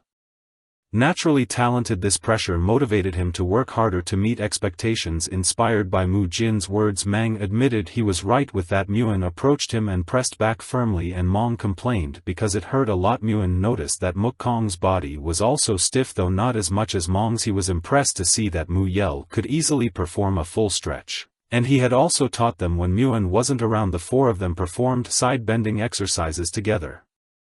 Aligned and synchronized. Mong was reprimanded by Muji, who said he should close his fist and stretch it correctly, and Mu Qiang as well. He explained that the last exercise would be a breathing exercise. With that, they assumed a PO counting from 1 to 4. Muin remarked that the exercise was easier and that they could follow it effortlessly. Mong reflected on the strength of the friends around him. Mu Yo, with great physical skill, Muin is the strongest among them, and Muk Qiang, who had already defeated he realized he was surrounded by monsters, but he decided to push himself to avoid being left behind. His goal of becoming the strongest motivated him to persist. Thanks to the sandbags used during morning training, he was able to perform various weighted exercises. During his free moments, he practiced energy accumulation, enhancing his strength through energetic breathing techniques. He continued to stretch with his friends, between training sessions, something he truly enjoyed. The senior monks closely observed his movements. They couldn't help but notice how Mu Jin's body was becoming more defined. His shoulders in particular were broader and well-toned, a result of his intense training. They began wondering if the secret to his impressive gains lay in the special method he used with his friends. After 10 days a shift occurred in the training session. From now on each monk would begin focusing on learning the internal energy cultivation technique, as most had already mastered the enlightenment cultivation technique. B asked two monks behind him to step forward and demonstrate. The first movement was the core punch. First they had to circulate the energy and draw it, and after accumulating it, directing it through the sea of energy point. After that 70% of the energy would flow to the right arm while the remaining 30% would go to the left arm. Mu Jin focused intently to apply the complex techniques. He dedicated himself to accumulating all his energy and deeply transferring it to his core. The process required great concentration, but it wasn't a major challenge for a gym rat. He then divided the energy in a 7-to-3 ratio, directing most of it to his right arm and the rest to his left arm. He took his position ready to execute the link strike. Taking a deep breath, he initiated the strike and an explosion of energy was generated, creating a spark. He was surprised by the result. Although it wasn't enough to break a rock, the improvement compared to his previous attempts was significant. The reason he didn't distribute the energy evenly but instead sent it entirely to his arm was to maintain balance in his body. Muin commented that he would also need to distribute it to other areas. Accidentally he overheard Hyan, a more experienced monk, advising others to transfer energy to their legs as well, confirming his theory. This encouragement drove him to dedicate himself even more to the technique, spreading his energy to his legs to gain full body control. However, he realized this was more complicated than he had anticipated. He knew his experience wasn't yet sufficient to fully master the technique. He found the feat more challenging than he had imagined and wondered how much training would be required to effectively execute it in a real fight. It was then that he noticed his best friend Mule performing random dance moves as if he were executing a ritual to summon a legendary dragon. He knew Muyo would find the process as complicated as he did, since even he was struggling to spread his energy. But what caught his attention most was that Mule was making all sorts of strange movements. Mu's actions were enough to make Muin face bomb and mutter that he was doomed. Concerned, he approached Muyel calmly and composedly, trying to understand what was happening. Mu tried to maintain his patience and asked if Mule could recall anything. Instead of following the correct order of energy points, Mule reversed everything without hesitation. He claimed the energy went from the core to the palace and then to the gastric point. Even the basic 730th distribution seemed like an impossible puzzle to him. Muyo's reasoning was so off track that it seemed like he had the attention span of a short video. Mule felt deep shame as Muin patiently corrected him. Meanwhile, Muin grew frustrated with his friend's foolishness. Taking a deep breath, Muin tried to teach in the simplest way possible. He advised Mule to focus only on the point where his finger was pointing. Calmly he pointed to the abdomen and instructed him to gather energy there. Then he explained that the energy should be moved smoothly to the shoulder. Thanks to this simplified version of the technique, Mu Yel finally succeeded. Mu Jin sighed in relief at seeing the progress, but knew it wouldn't last long. Soon after, Mu Yo forgot everything he had learned as if by magic. With a mix of frustration and indignation, Muin wished he could punch him without guilt. During these challenging days, Mu dedicated himself to the chain punch technique for 10 days. He learned each step guided by Hen and the other disciples. The technique was simple but required a lot of discipline to master. After that, the training became individual and more intense as each disciple progressed. The days were rigorous, but the young monks displayed unshakable determination. 71 days had passed since they began their relentless training. Muin Mong Muong and even Mu Yel had already mastered the chain punch technique. Muong, covered in sweat, announced that 20 seconds had passed. Mu Jin stood up, revealing his impressive and well-defined back, his muscles a living testament to his discipline and daily hard work. With a smile, he suggested they move on to the next training session. Mu Jin enthusiastically remarked that nothing beats a good morning s. During the dawn training, instructor Bayab observed the disciples attentively. He was impressed to see that none of them had given up so far, but then one disciple caught his attention. Breathing heavily, curious, instructor Bab took a Closer look and couldn't believe what he saw. It was Mu Jin doing squats while carrying piles of sandbags. Mu Jin's extraordinary effort even left the strict instructor Bayab impressed. He wondered how many sandbags that boy could carry, achieving such a feat at such a young age. It was simply remarkable. Thinking about everything the boy had said about his training, for a moment he wondered if the Shaolin Temple had underestimated that boy. The hall leader arrived, bringing Bayab back to the reality of the training field. When asked why he was still there, he stood up respectfully. However, the leader interrupted him, more concerned about his well-being. The leader suggested that men should express their concerns when necessary. Hyan offered to listen to him, believing it might ease the weight on his mind. Bib hesitated for a moment but decided to share his concerns about Mu Jin. After lunch, Muin was surprised to receive an unexpected summons. Bayab insisted he go, saying the conversation with the hall leader was important. His friends laughed at the situation while offering unhelpful comments. Beeb hurried Muin and urged him to admit to any mistake in advance. Even skeptical, he had no choice but to go to the meeting with the hall leader. Full of anxiety, Mu Jin imagined all the reasons he might have been called. He feared he had caused trouble or that his actions had gone too far. Why would someone as important as the hall leader be interested in him? Meanwhile, the hall leader was equally intrigued by the boy. He already knew that Muin was talented and eccentric in his training methods, but the attention Bayab gave him suggested something was beyond expectations. At that moment, the hall leader observed Muin in complete silence. He analyzed every detail from his physique to the smallest movements. Mu Jin, filled with anxiety, began questioning the entire situation.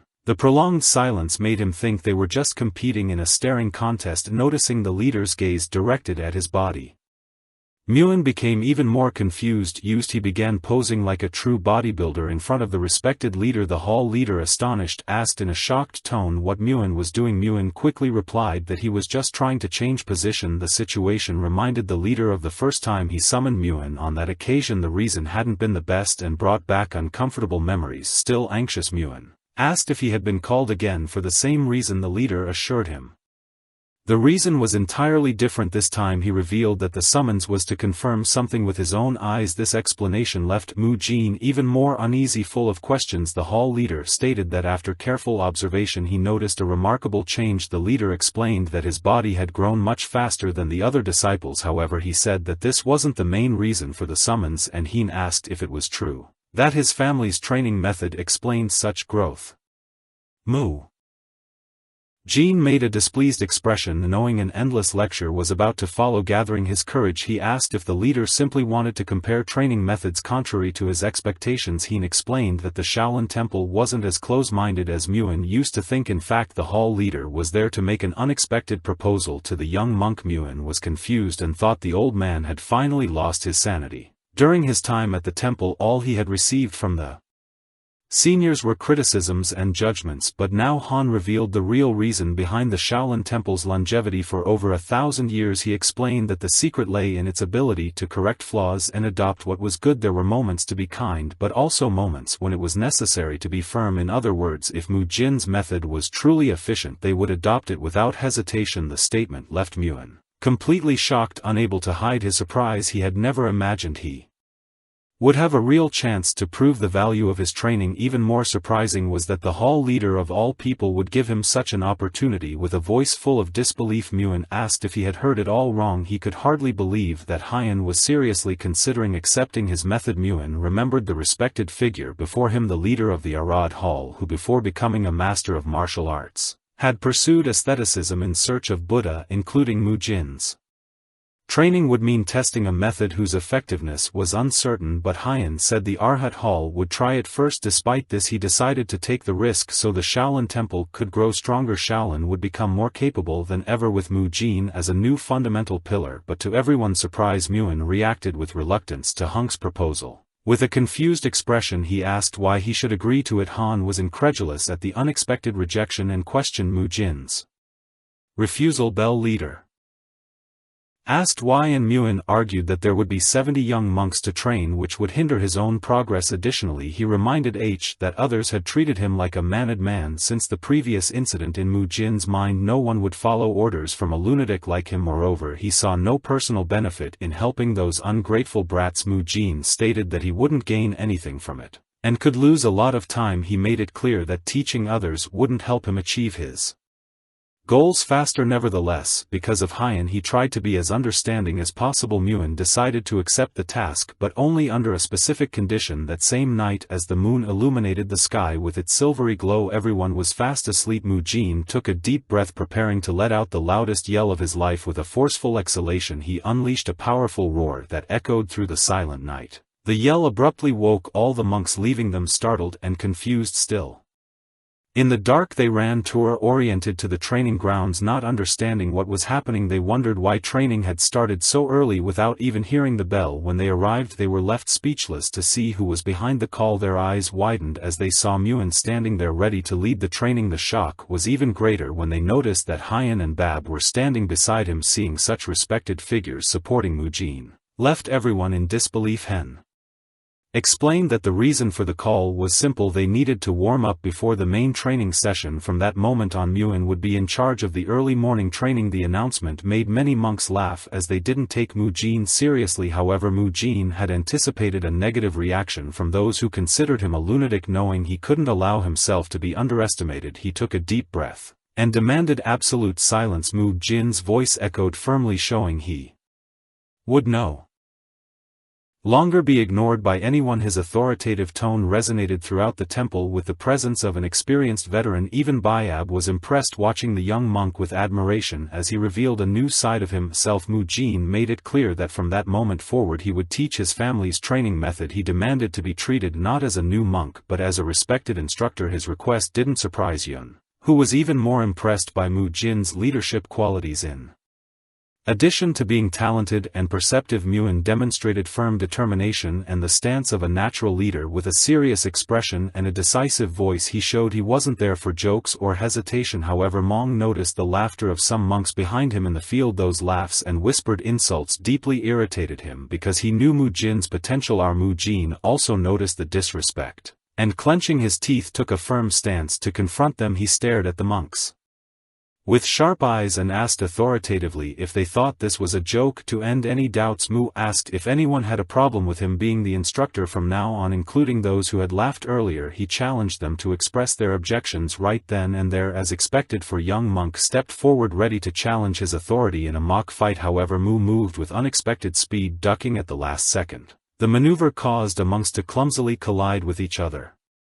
One of them panicked, realizing Muin had disappeared from his field of vision. Meanwhile, Muin calmly appeared behind them, displaying a relaxed and confident posture. He mockingly stated that he had gained so much muscle mass that it should have been impossible to lose sight of him. With impressive speed he moved toward one of the monks, catching him completely off guard. Mujin's quick and precise action put him in absolute control over his opponent. Without hesitation he delivered his iconic chain punch, leaving the monk in a desperate situation. When all four were down, Mu asked if anyone else wanted to face him, but everyone seemed unwilling to fight Muin, so he told them all not to forget to call him instructor during the morning training. With an authoritative voice, Muin ordered everyone to lie down on the ground and warned that if their abdomen touched the floor the weight would be doubled. Explaining the training, he instructed them to bend their arms and then lift themselves up, forming a proper push-up. Watching this performance left Bayab intrigued. He wondered if Muin had taught others before. However, despite his talent, Muin wouldn't manage all 70 monks alone, so he called others to act as his assistants. With this help they could manage and teach the monks. However, when Mukong taught others he would likely also boost his own confidence. Though Bab, a Buddhist resembling a soldier, was strict, he had learned a perfect training regimen for himself thanks to Mujin. Those children who had faced Mujin earlier were now following orders as instructed. As Bab looked at Muin, he told him that if anyone crossed the line he shouldn't hold back. Over time, Mujin's training began to show its effects on the young monks as their endurance and physiques improved. Mujin inquired about the items he had previously requested and the two affirmed that everything was ready. This clearly pleased Muin. What he had requested as a condition was a set of a power rack and a bench press. He thought to himself that he would make good use of that equipment to focus on his training, even though everything was made of wood except for the iron bar. However, training more than 30 young monks left Muin with insufficient time for his own training. Because of this, he had asked Monin for that personalized set for himself. With his eyes shining, he couldn't believe he would be able to do those exercises in the Miram. After 4 months of consistent training, Muin managed to advance several levels. The weight he lifted was around 90 kilograms. Muin was able to lift weights exceeding his own body weight at just 13 years old while performing his squats with the bar. He finally finished his set of repetitions. In total, the weight he lifted across the 3 main exercises was 230 kilograms, and Mujin felt immense satisfaction every day. He continued this life consistently, and thus autumn and winter passed. After the snow melted and plants began sprouting again, 20 young monks left the Shin temple. They were monks who had failed to learn martial arts. Within a year, however, despite this, neither of the two, Mujin or Haiyan, felt sad, as 50 young monks remained that year all. Thanks to Muing. At this point it was foolish for anyone to refuse to acknowledge Mujin's training methods. In addition to recognizing this, he realized that Muin was now a great supporter and asked if he should get more items for Muin, as he urgently needed them. With the results Muin achieved with his training methods, there was hope for acquiring more equipment. However, budgets for expensive items were quite limited. Still, there was a solution for that case, and fortunately it wasn't a hopeless one. Han truly hoped that one day they would take the test to officially join the Shaolin Temple. The official admission test was the final challenge for new monks used to select the disciples who would be directly affiliated with the Shaolin Temple, and if Mujin's training methods were proven effective, they would be able to acquire all that training equipment. After half a year, Muin experienced a growth spurt and was able to handle 400 kilograms in 3 exercises, even though Muin had trained for 1 year and 9 months. He hadn't grown much, precisely because he was a martial artist. If Mu grew too much, his muscles would interfere with his movements in martial arts. That's why he sculpted his body to be perfect for martial arts, comparable to celebrities with ideal physiques. Mujin's body was developing slowly, transforming his muscles into those of a martial artist. Meanwhile, as Muin continued his training, Hansung left the Arad Hall and transferred elsewhere. Hansung went to meet the head of the Shaolin Temple to discuss the exam that would take place in 5 days. Word had reached him that many more students had remained in Hansa's temple this time than in previous years. Haiyan confirmed this. Haiyan Chan noticed that Han Sang was very confident in his abilities. He also mentioned that this time the exam would be different from the previous ones. The head of the Shaolin Temple, Han Chan, listened to his subordinate attentively. He was eager for the exam to begin and curious about it as well. Time passed and the day of the examination arrived. All high-level guests gathered in the Arat Hall. Normally there were far fewer guests for the final exam this time. Thanks to Muin, 49 children participated in the test, excluding those who chose to become disciples of the outer sect. There were 42 children. Everyone wanted to see for themselves the truth behind such a large number of students. There were rumors that Haiyan had left too many personality L students, but many thought this was unlikely. Ha Gul, the vice leader, mentioned that Haiyan's son had visited him personally yesterday and said that all the disciples had exceptional skills. He advised his interlocutor to observe the children allowed to be tested. He saw young men with muscular, well-developed bodies. What kind of children were these? Just by observing their physical features it was clear they were on a different level compared to other disciples. Hansung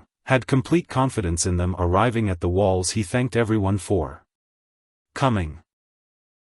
Despite their busy schedules, given the large number of participants, the introduction didn't need to be prolonged. The test was about to begin. Muin told Muong not to be nervous. It was time for everyone to head to the arena. Muin ran ahead. It was time to have fun. For the junior monsters, official entry into Shaolin was straightforward. An elementary level student would face a senior level student. Teachers from different schools observed the battle, selecting disciples to teach. Usually the duel between elementary and senior levels lasted until the junior demonstrated their abilities, but today no one knew who was senior or junior. The Shaolin Temple head Yen Chan congratulated Hansung, praising the high level of this year's students. Hansung smiled and replied that Haiyan Chan hadn't seen half of the children yet. Curious, Haiyan Chan eagerly awaited more. Mu Yel, an elementary level disciple, was called to the arena. Mujin reminded Mule of what he had told him yesterday. Mu Yel, confident, responded that he would have fun and returned soon. Mu Yel was ready for the exam. He stepped into the arena smiling. When the match began, he attacked his opponent immediately. He delivered the first strike. The opponent noticed that Mule had mastered 10 circular exercises and 13 of the small red tiger style. Now the senior disciple would evaluate the junior's footwork techniques. Determined,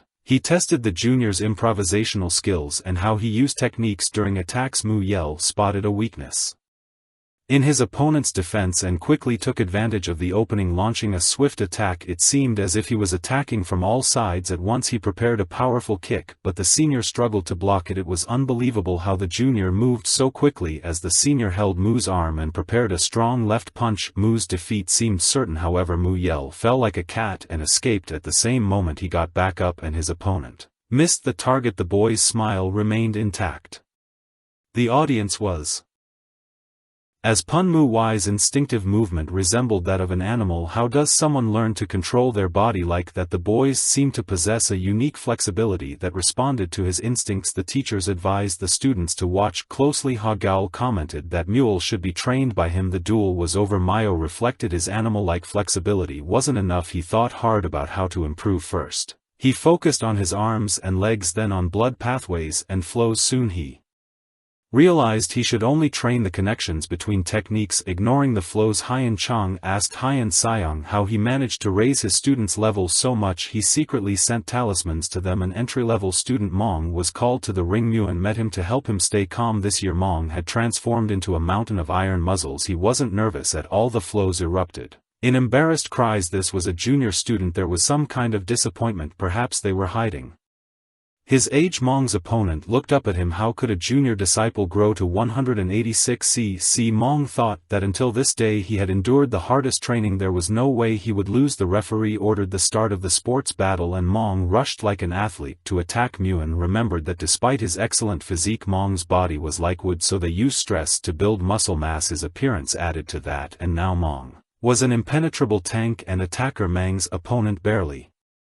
had time to brace for the hammer-like impact of his strength. Although the elder was considered a match for the younger students, he thought that if he held against such force he would definitely end up in another world. He decided to urgently raise his internal energy and continue the fight. His arm was enveloped in a cloud of power. He attacked Mang, but Mang rushed with a kick and took a leap. The senior student set up a defense, preparing to block the opponent's strike. Mong rushed at him like a black stone. The teachers on the podium noticed the boy's incredible strength, but he attacked with intelligence and used strategy. So far he was the only one to fight on equal footing with a senior student. Professor H. Dam, a follower of the Buddha technique and the immovable diamond technique, was satisfied with Mong's effort. He liked the student. The professor observed how the boy was trying to minimize the number of movements required. This was an indicator of his diligence. At this level he had the chance to master the martial teachings of the podium. Mong attacked again and was pleased that everyone was only watching him. He rushed ahead carelessly. His opponent saw a gap in his defense and immediately attacked. Mong took a hit to his body with the opponent's foot. Hai Dam was very disappointed. This disciple likes to show off because of the youthful blood boiling inside him. He still has much to learn. Hai Dam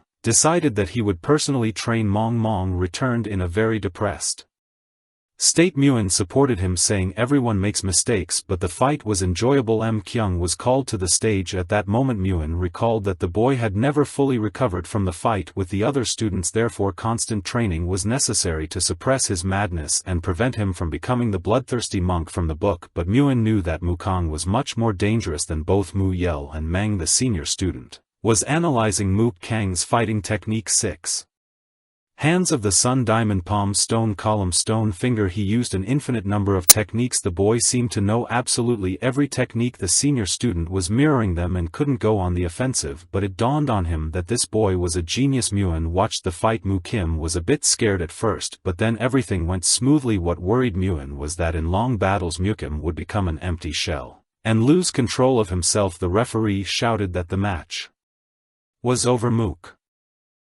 Kim seemed not to hear this and kept attacking. His face turned into a mad smile. He thought he was having a great time and continued to attack. Muan was terrified, thinking that Mukong had blacked out again like during that fight. He remembered that it was with this exact expression on his face that Mukong had blacked out and defeated him. An aura of rage enveloped the boy's entire figure. Muan mentally urged him to come to his senses. A man then sitting on the roof was watching the battles and drinking wine. He had come when he heard the commotion, thinking Hin Chung was throwing a party, but it turned out to be just an exam for the newcomers. The first boy was good at dodging, the second boy was just a fool but strong. He will probably like Mr. Hai Dam. And who is this wonderful boy? Look at the gaze in his eyes. The observer on the roof was very interested in this student. He will take him inside. He left the roof Even though the player had stopped intimidating Mookie Young did not think of stopping the eldest disciple had already been taken down. Mukong flew toward the lying opponent and applied the Dharma technique of the 18 commandments. Muin was already shouting in his voice to stop. Haiyan Chung and Haiyan's son anxiously looked around the arena. Mook Kang's arm flew toward the defenseless opponent. At that critical moment, a man who had not stopped drinking wine appeared in the arena, grabbed Mang's hand and stopped the motion.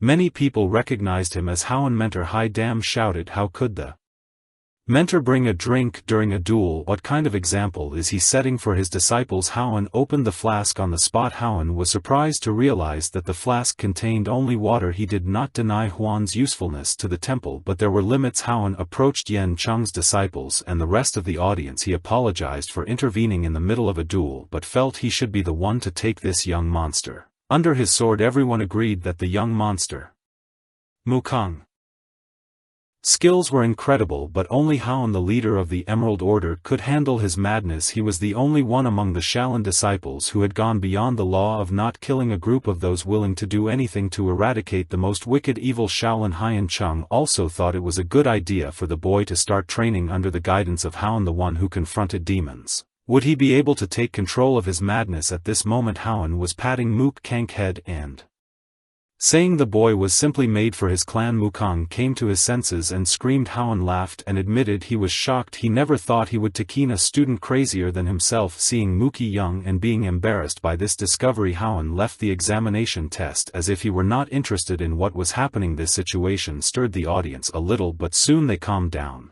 and the examination continued. Only one man was concerned. He was as nervous as if he were about to be swept away by a tsunami. The senior apprentice conducting the exams thought if the junior apprentices had already become monsters, who would appear next? Mu Jin was called to the arena and he stepped forward confidently. The senior apprentice appreciated that this guy seemed to have a good physique and excellent flexibility. At first glance he appeared normal. Hansung recommended Muin to Haiyan Chung as the best student in the entire school if Muin could be considered as someone capable of gathering and completing all existing martial arts. Muin was the engine of martial arts progress. During training he used to ask his mentor Beeb Gang about his internal strength. He had already demonstrated the fast foot technique in combat steps by then and had even reached the ultimate mind release technique, which left him completely astonished. But Mu Jin said he struggled with this technique. It usually works slowly, but sometimes it doesn't work. For example, when he eats, drinks or sleeps, the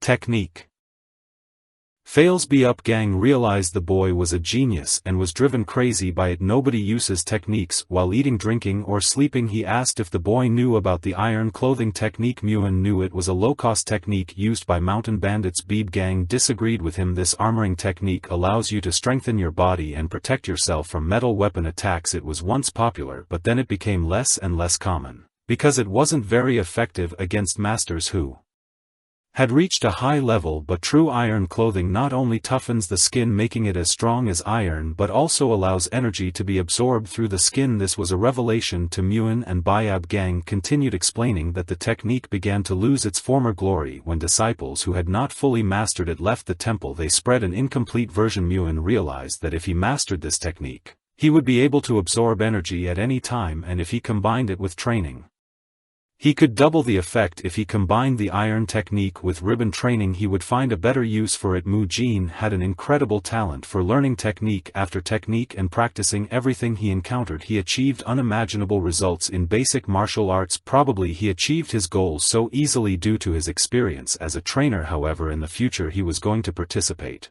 in fights where he could only rely on his knowledge of the original martial arts, so he asked Bab Gang to teach him the iron and clothing technique. After that he pushed himself hard in all training sessions, and the boys were sure their friend was a serious psychopath. Now he was fully charged with energy. During the exam the senior student thought it was impossible for a school student to release so much energy. Clenching his fists, he said that the energy he had accumulated was a result of his training, and the only method to use that energy it would be through his own collaboration. in martial arts, and he was going to show everyone present at that moment. An older monk observed the young monk with pride, recognizing him as the one destined to advance Shaolin's legacy. A feeling of anticipation filled the air as the monks arrived at the Arad Hall with palpable energy and curiosity among them. Despite the weight of responsibility, the man in orange humorously apologized, suggesting a deeper connection with his companion. Reflecting on the journey, the monk expressed a mix of gratitude and playful frustration for being carried along the way. Seeking clarity, a monk questioned the need to delve further into the hall, revealing a bond of care between the two. With a humble posture, the young monk requested an evaluation from the elder, acknowledging his own growth and potential. A call echoed through the courtyard as an older monk signaled for Muin to step forward, marking the beginning of an important moment. With a focused expression, Mu showcased his impressive balance, his body radiating energy as he pondered the mysterious strength within him. As he prepared, the energy pulsed through his arm, the vibrant aura indicating the intensity of the upcoming confrontation. At the signal to begin, Muin burst into motion, his speed creating a whirlwind effect that captured the observer's attention. The older monk braced himself, a tense expression on his face as he anticipated the powerful techniques Muing might unleash. With an explosive surge of energy, vibrant flames followed Mu Jin's agile leg movement as he initiated the 9 royal kicks. As energy radiated from his arm, Muin prepared for the plus Guan strike, a testament to his strength and focus. Shouting with determination, he declared his intention as he initiated the first technique of the chain strike, a fierce display of resolve. With a strong twist of his body, Mu Jin unleashed the central punch, the air around him rippling in response to his strength. Breathless and intense, his expression revealed both effort and determination, capturing the essence of his formidable spirit. With fierce determination, Muin channeled his energy, preparing to execute the intricate principles of the 9 royal kicks. After achieving a surge of power, he invoked the first technique of the chain strike, a confident smile lighting his face. As the air thickened with tension, he boldly declared his mastery of hybrid martial arts, embracing the essence of multiple fighting styles. With wavering focus, Muin advanced forcefully, unleashing the ferocity of the second technique. His intensity was palpable, catching his opponent by surprise. The latter reacted with disbelief, struggling to withstand the overwhelming impact. Despite years of training with a level of urgency yet unseen, Mu Jin's opponent fought to announce the imminent second attack. His eyes widened in alarm, and in a swift motion he affirmed his strategy, proclaiming his intent to dodge the approaching blow. With fierce determination, Muin, however, revealed his cunning illusion. And with a triumphant expression he acknowledged the successful execution of his disguise. As they clashed, their hands meeting with a thunderous force, sending shock waves through the air. Each fighter was fully engaged, captured by the moment, both warriors gripping tightly, their expressions revealing the strain of the incredible grip strength between them. With fierce intensity, one of the fighters channeled his energy, fully aware that he was reaching his limits awfully in this exhausting encounter. Surprised and impressed, the older mentor observed closely, astonished by the unexpected power demonstrated by his determined disciple. As he advanced, the fighter invoked a variety of techniques, revealing a mix of skills that seem beyond basic training. Illustrating the finesse of his approach, he emphasizes the importance of traditional methods while navigating chaotic movements with precision. In a moment of realization, the mentor admires the innovation displayed, recognizing the unique combination of skills his student has forged. A determined fight arises triumphantly, proclaiming the wisdom of mastery. As a crowd observes his passion, the elder mentor, with a wise posture and a flowing beard, leans in to engage with his student, seeking clarity in their dialogue. Breathing fervently, the fighter passionately urges others to approach the training area, his excitement palpable and his animated expression with an electrifying realization. The fighter exclaims, questioning the identity of the place as a center for mastery in martial arts. Reflecting on his journey, he shares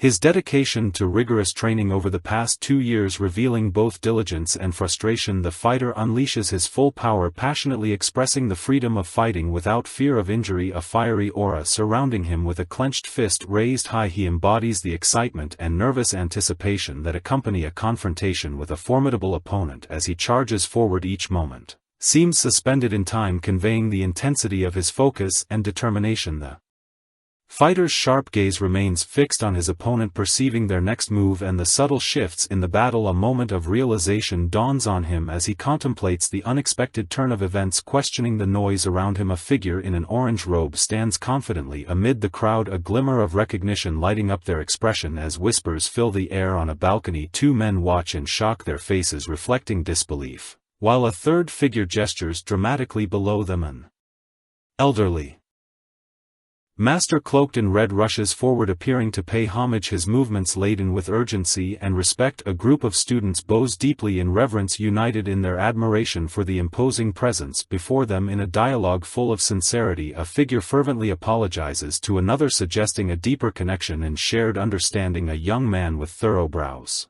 and beads of sweat glistening steps forward to ask an important question about a child. An elderly figure, arms around the shoulders of a younger monk, inquires about, lowering his robe with subtle curiosity. The young man looks at his bare legs, expressing personal dissatisfaction with his current physical condition. In a moment of awe, the audience gasps, captivated by the young man's impressive and well-defined physical silhouette. With sincerity, Amon poses a thoughtful question, connecting past events to the young man's rigorous martial arts training. The young man, wide-eyed in shock and sweat dripping down his face, struggles to comprehend how someone discovered his secret. An elder, surrounded by curious listeners, passionately explains the diverse martial art styles rooted in Shaolin tradition. With a hint of embarrassment, the young man admits his simplicity, gesturing toward his choice to focus on specific martial arts. Beside him, a shadowy figure mirrors his movement, hinting at their past as a less significant protagonist in the narrative. Two monks puzzled exchange glances as one reflects on the young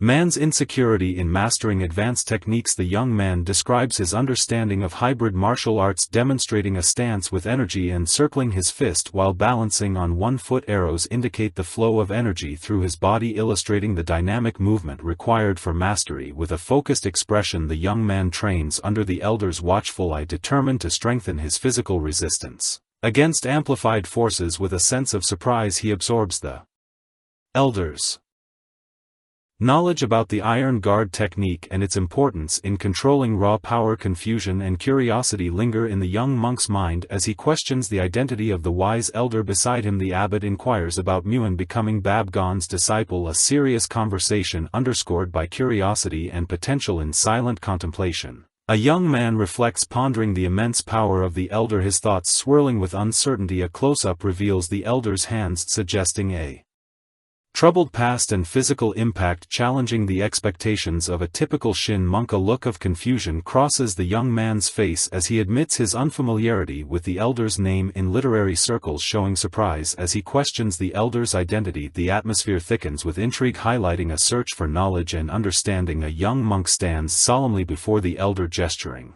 as he articulates the importance of the encounter and his questions with a stoic posture.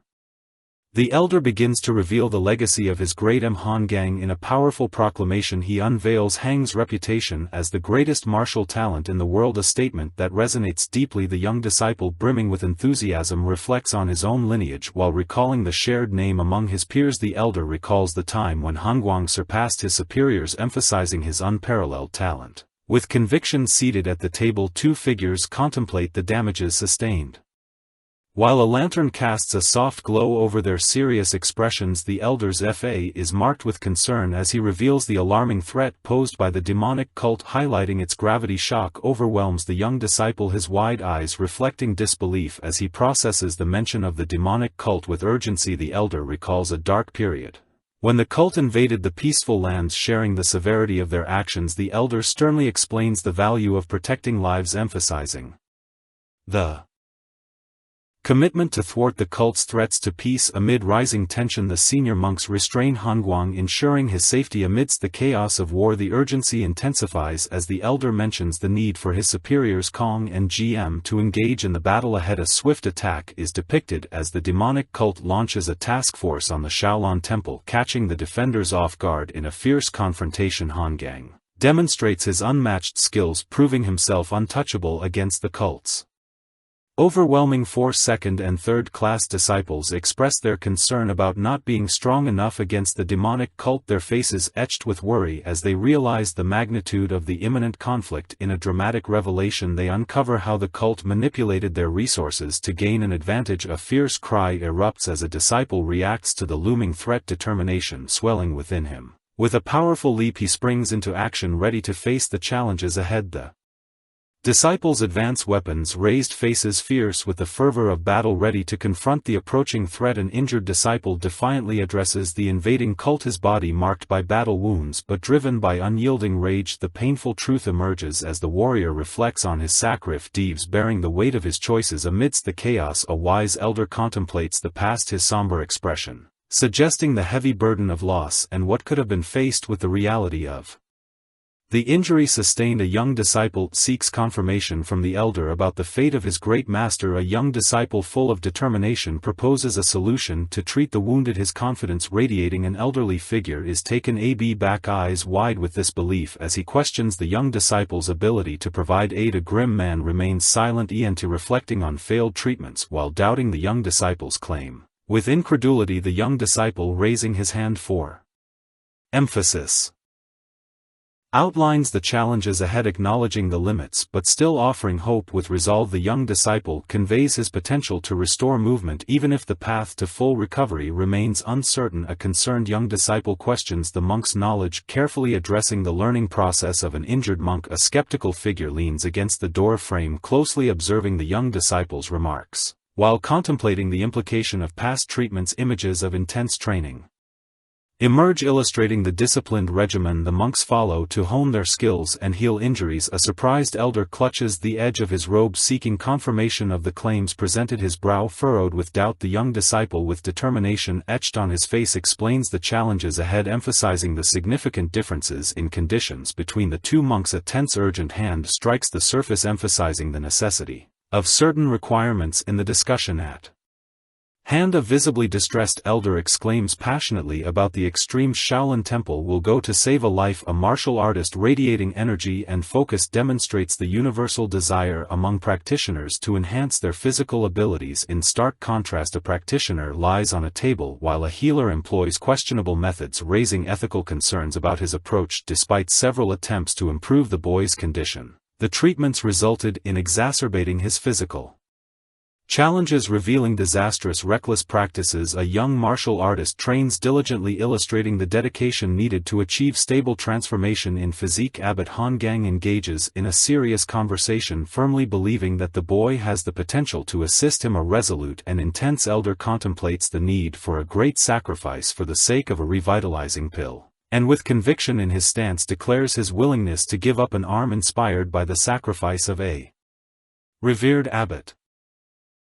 The young martial artist ponders the true nature of his training, questioning whether Shaolin arts encompass powers beyond his current understanding. A young martial artist receives an invitation to enter the chamber, ready for an important discussion about his future. The head of the disciplinary court, Hang Gong, is introduced with authority, demanding respect within the meeting. Hai Dam, a formidable figure, presents his impressive titles, demonstrating his strength and mastery in martial arts. The young martial artist, determined and focused, points out the senior opponent responsible for a previous incident, seeking clarity. Two senior figures affirm their commitment to assisting the great master Haiyan, eager to embark on a critical mission. A young martial artist reveals a sense of urgency by clenching his fist, signifying a crucial moment of decision. A close-up captures the protagonist's expression of surprise and confusion. With raised eyebrows amid an intense discussion, an elderly figure reacts with a mixture of disbelief and curiosity, questioning the bold request of the young martial artist. The tension rises as the young man gestures, emphatically emphasizing the seriousness of his extraordinary claim. With determination in his eyes, he clarifies that he seeks to master a powerful energy, revealing his ambitious intentions. The young martial artist, hesitant, agrees to attempt the challenging trial, uncertainty evident on his face as he grasps the elder's arm. A surge of power erupts from the young man as he activates a striking technique, his expression a mix of determination and intensity. The elder shows shock and alarm, grappling with the implications of the young man's risky effort to unleash such energy, concern written on his face. The young man warns of potential dangers, stressing the need to modify the intensity of the techniques. A fierce resolve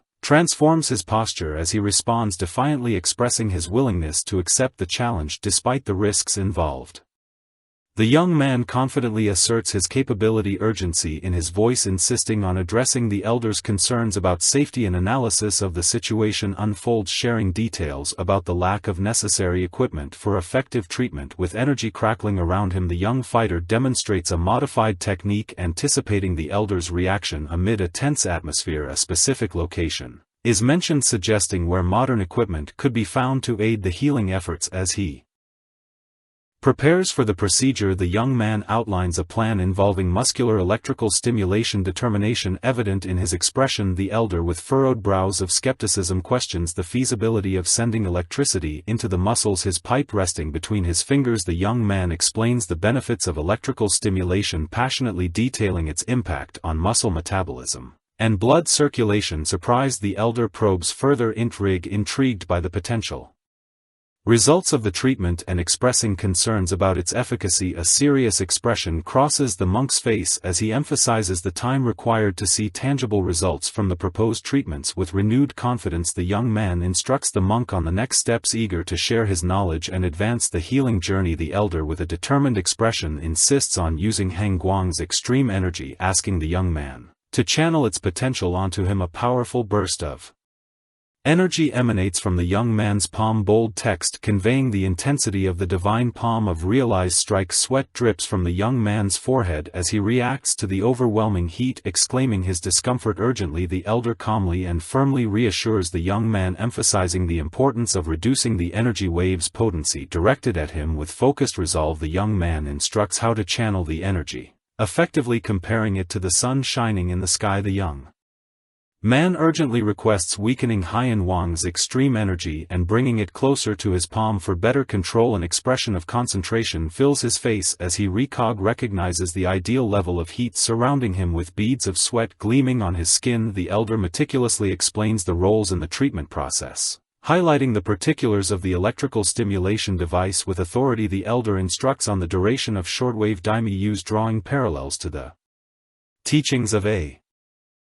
monk. The young man articulates the benefits of thermal energy on the body, emphasizing its role in detoxification and revitalizing circulation. The elder emphasizes the benefits of warm light therapy, passionately explaining its similarities to sunlight for effective treatment. The young man, with a concerned expression, asks if he interpreted the elder's teachings about the techniques correctly. The elder illustrates the difference in treatment, noting the unique circumstances surrounding the condition of the great master H. Wang. The young man reflects on trusting unknown techniques while acknowledging his limited understanding. Determined and serious, he asserts his expertise and genuine desire to assist with his knowledge. The text highlights Mu Jin's dual expertise as a personal trainer and licensed physical therapist in Korea. Immersed in his studies, he researches exercises and nutrition to enhance his understanding of body rehabilitation. The narrative reveals his motivation to acquire the correct knowledge to effectively treat his past injuries. Reflecting on his dedication, he recalls his commitment to studying at night to obtain the necessary technical licenses. The final sentence emphasizes Mu Jin's unique ability to improve Huang's condition deemed untreatable by others. Muin appears distressed as he reflects on the critical condition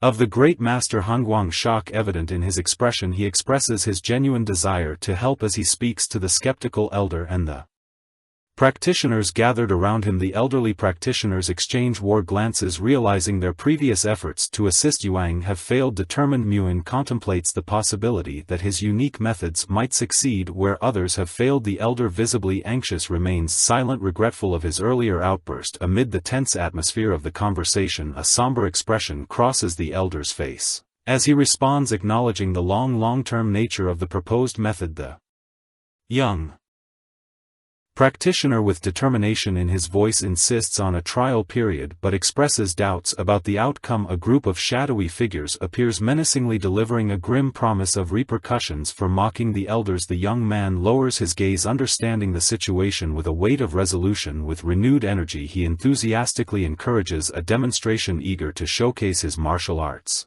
skills. The elder's contemplative expression suggests a reluctant acceptance of the young man's potential truth as he carefully chooses his words as the elder addresses the group. A sense of authority fills the air, urging everyone to pause and reconvene later. In a moment of reflection, the elder examines a small object, his gaze thoughtful as he considers the complexities of his training. The focus shifts to the young man, who responds with an expression of surprise and newfound understanding about his techniques. With a serious posture, the elder emphasizes the importance of martial arts, clearly outlining how individual character influences the practice. The first image illustrates a dichotomy, contrasting a serene figure embodying Ikal with another animated person full of intense passion. In the second image, a monk sits in meditative focus, personifying patience while emphasizing the skill required to master diverse energies. The third image shows the monk embracing a transformative idea, advocating the shift from overwhelming energy to the cultivation of peace and stability. In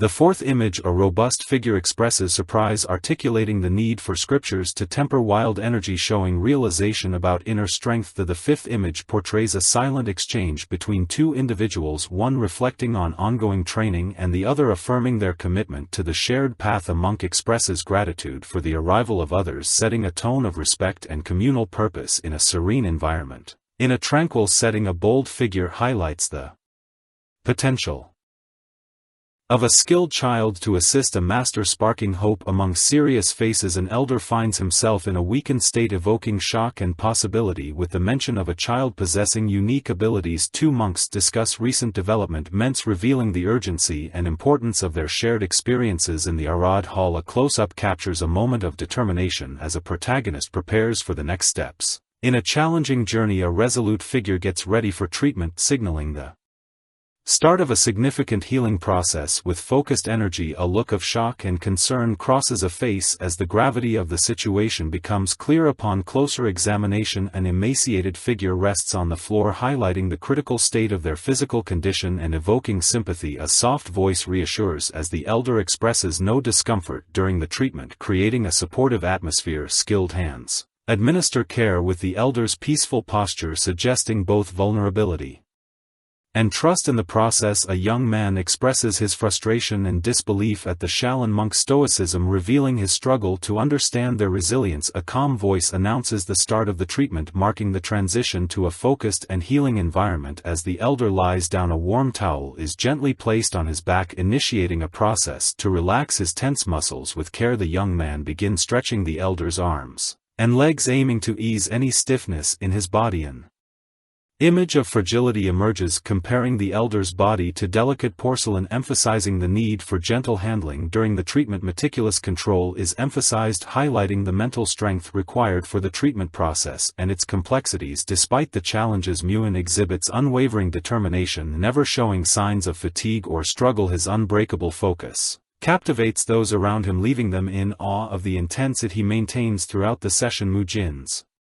eyes remain intensely fixed on the task, embodying a fierce commitment to the treatment without distractions, yet an underlying hopelessness seeps through his intensity, hinting at unspoken struggles and hidden emotions within him. A young boy holds his grandfather's hand, firmly radiating hope and determination as they walk together. An elderly man rests on the bed, sweat dripping from his forehead, revealing his state of exhaustion, and Mujin tends to the frail man with visible dedication and concern, his face marked by sorrow. Two men approach, one signaling the end of the treatment while the other prepares for the next steps. While standing beside the patient, one confirms the success of the treatment while the other assists him with care. Under the moonlight, a disciple organizes belongings, symbolizing a transition to a new place. Lying in bed, he looks up in frustration as he recalls the time when he could distance himself from others. He questions the current situation, perplexed by the shared space and the responsibility of caring for the wise master. Resigned, he expresses longing for his solitude while acknowledging the demands of the coming day. Mu reflects on the critical state of the great master Haiyan Wei, recalling the deep scars left by life. A faint smile emerges as he remembers cherished memories and important connections from the past. Mu Jin's face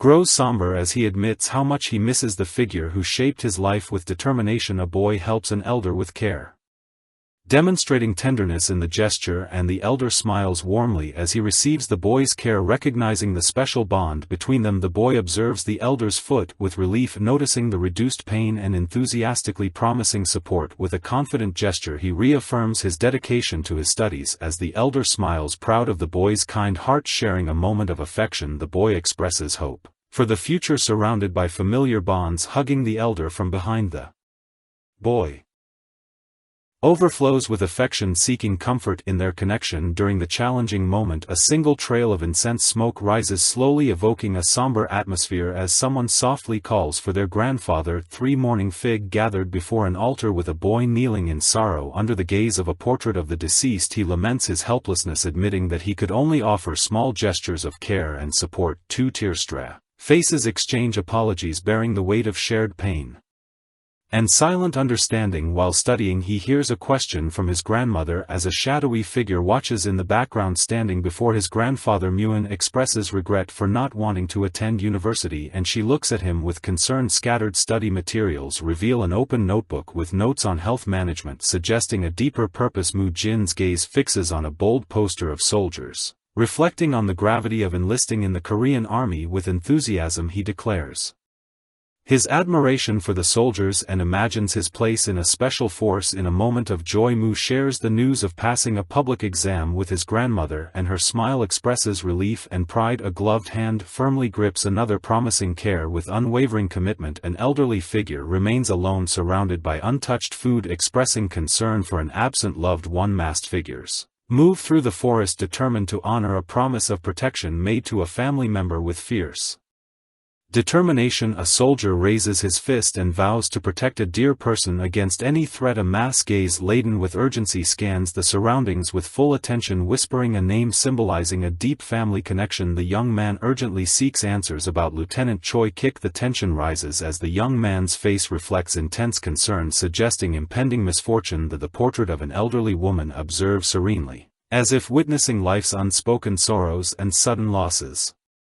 In a somber setting, a man silently mourns as he faces the harsh reality of his grandmother's death. With tears in his eyes, a figure reflects on the brevity of time allowed for mourning, highlighting familial hierarchy. A firm hand clenches with urgency, symbolizing a return to duty immediately after the funeral. Driven by commitment, lines of exhaustion mark Mu Jin's face as he breathes heavily, reflecting on family loss. Through hidden sacrifices, a group of soldiers marches uphill, their determined steps echoing the weight of shared responsibility. Regret consumes a soldier as he reflects on how he treated his grandparents in the past, feeling the weight of delayed realizations. A cross-legged boy is surrounded by the gentle presence of his deceased grandparents, holding precious memories. The boy's worried gaze fixes intensely as he questions his grandfather's health with genuine concern. With a remorseful expression, he promises to improve his massages while gesturing toward the spectral figures of his grandparents. A comforting hand rests on his head, carrying a healing presence as deep emotions stir within him. Laughter fills the air as a friend teases him for crying, bringing a moment of levity to the scene. He denies his tears as he speaks to his grandfather, struggling to control the emotions overwhelming him. Anxiously, a disciple questions the great master H. Wang with a gaze full of concern. The elder's gaze returns with a mix of wisdom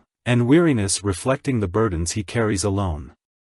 Lying on a pillow, Muin is consumed by longing, feeling the weight of someone dear's absence. Proclamation of self-sufficiency echoes in the air, but an inner conflict simmers just beneath the surface. A realization strikes Mu Jin as he reflects on his past efforts, his focused expression revealing the depth of understanding he has gained. With a warm smile, the elder invites Muin to call him grandfather. Softening his demeanor with a welcoming wisdom, the disciple freezes, his brow furrowed in confusion as shock overwhelms his thoughts. Concern etches across his face as he questions the elder's strange behavior, torn between anxiety and curiosity. The master's enigmatic behavior prompts the disciple to hesitantly reflect on the meaning of this new familiar connection. With hesitation, the disciple stammers an uncertain acknowledgement, struggling with his own emotions and the weight of the title. Surprised, the disciple confronts the elder with indignation, his voice rising in disbelief at The absurd situation unfazed the elder questions the disciple's audacity, reinforcing the strangeness of this new-found connection. The atmosphere softens with laughter as the master adopts a jovial demeanor, bringing lightness to the heavy mood. Confused, the disciple tries to reconcile the unexpected title with the disbelief that still lingers even amidst the embarrassment. A warmth begins to grow in his heart, subtly shifting his perspective. The disciple furrows his brows in concentration, searching intensely as his expression shifts from hope to growing frustration. With seriousness, the elder suggests the need for a drastic change, his gaze fixed on Mujin's disheveled hair. Maintaining an air of wisdom, the elder acknowledges the disciple's worldly desires, suggesting a more appropriate appearance. With a carefree spirit, the disciple lightly apologizes, assuring his commitment to the training. In a moment of panic, the disciple rummages through the shelves and yells in disbelief upon realizing the sought-after item has vanished. Consumed by frustration, he raises his hands in exasperation as despair overtakes him. Surrounded by books and papers, he reflects on the lack of resources, lamenting the futility of his search for excuses. Regret strikes him as he considers the time spent growing his hair, his face hardening with determination. A conversation arises questioning the meaning of monks cutting their hair, planting doubt in the disciple's mind as the master explains the symbolic act of cutting hair. The disciple begins to grasp its deeper significance. Thoughtfully, he ponders the connection between worldly desires and Buddhist teachings. A wise figure recounts the teachings of the Shaolin Temple, evoking the legacy of enlightenment left by revered masters. With a cheerful expression, the master emphasizes the importance of letting go of worldly attachments in pursuit of true spiritual cultivation. The disillusioned disciple mocks the grand lessons, his frustration evident as he challenges traditional ideals. In a moment of despair, he holds his head, lamenting his decision to join the temple. Feeling trapped as if in a dream, suddenly clarity strikes as he recalls the romance that led him to this unexpected journey. Confusion giving way to focus. Sitting in a hospital, he reflects on his day while holding a piece of food. Relaxed despite the environment, the doctor stares at him, surprised as the significant mention of the hospital dawns on him. A flamboyant figure laughs heartily while discussing a hair problem. As a woman listens with a disinterested expression, the young man, overcome with panic, grabs his hair and screams in terror. Completely consumed by fear, surrounded by others, he questions his anxiety over haircuts, feeling the weight of military service expectations. With passion, the young man argues that cutting hair symbolizes breaking ties with worldly desires, his expression brimming with conviction. Thoughtfully, he reflects on shaving his head as a means of freeing himself from earthly attachments. Suddenly an idea strikes him, his finger raised triumphantly as a mischievous smile spreads across his face. With enthusiasm, he confidently declares that his unconventional hairstyle will go unnoticed in this new era. As he runs, his excitement overflows, proclaiming his genius and circumventing expectations. The next day reveals a serene temple in traditional style, its stairs leading to doors that promise new beginnings. A bald-headed monk joyfully announces his arrival for training, balancing a heavy wooden box filled with equipment. The elder Besim reacts with surprise, his wide eyes revealing concern, while another observes curiously. The conversation shifts as the monk is questioned about his belongings, leading him to recall the moment he handed over the razor and scissors. With a cheeky smile, he boldly declares his achievement, showing off his unconventional hairstyle, leaving everyone speechless. One of the monks animatedly questions the significance of hairstyles linking appearance to the monastic journey. The hairstyle in question is proudly displayed, described as a two-block and mohawk, indicating a light-hearted and rebellious streak. An engraving of a modified swastika and homage to Buddha stands out as the monk explains its symbolism with reverence. Demonstrating enthusiasm, the monk defends his choice of hairstyle and seeks approval from his companions, exalting his positive attitude. Laughter echoes among the elders, who react to the bold style with camaraderie and amusement. In the air, a lively discussion arises as a monk humorously acknowledges a provocative idea shared by another, bringing lightness to the moment. The arrival of a new protagonist sparks curiosity as he cautiously inquires about the well-being of the respected grandma's. Surprise takes over as another monk enters, eliciting astonished reactions due to his bold hairstyle. Questions arise about the recent haircut as the monk confidently reveals the intention behind his stylistic choice. A wise elder passionately explains the significance of hair in their beliefs, highlighting the commitment required to renounce worldly desires. The enthusiastic monk defends his decision, asserting that his hairstyle reflects an innocent and unpretentious nature. With a Mischievous smile. He recalls the famous haircut of the legendary Buddha Ray initiating a light-hearted debate. Two elders exchange serious looks reflecting on the deeper meaning of hair and its impact on spiritual expression. In contemplation, a monk questions whether the complete removal of hair is the true manifestation of their beliefs. The wise elder pauses, visibly pondering the implications of such a drastic decision on their appearance and essence. A spirited young monk challenges the group, humorously suggesting that many could benefit from trimming their overgrown beards. With enthusiasm he mentions the image of Buddha Dharma, emphasizing how the revered figure only shaved the top of his head. Smiling confidently, he declares that the essence of their beliefs lies in detachment from the world, not an outward appearance. Two elders exchange thoughtful glances, considering the monk's point about the historical representation of Buddha Dharma style. Reflecting, an elder acknowledges that the unconventional style could be seen as unattractive by societal standards. A playful elder with a light smile teases the disciplinary leader about his appearance choices. The stern court leader rubs his forehead in exasperation, firmly imposing limits on hair length. With a resigned expression, Hongguang remains confident, his challenge evident as he accepts Mu Jin's style, embracing individuality with unwavering resolve. As night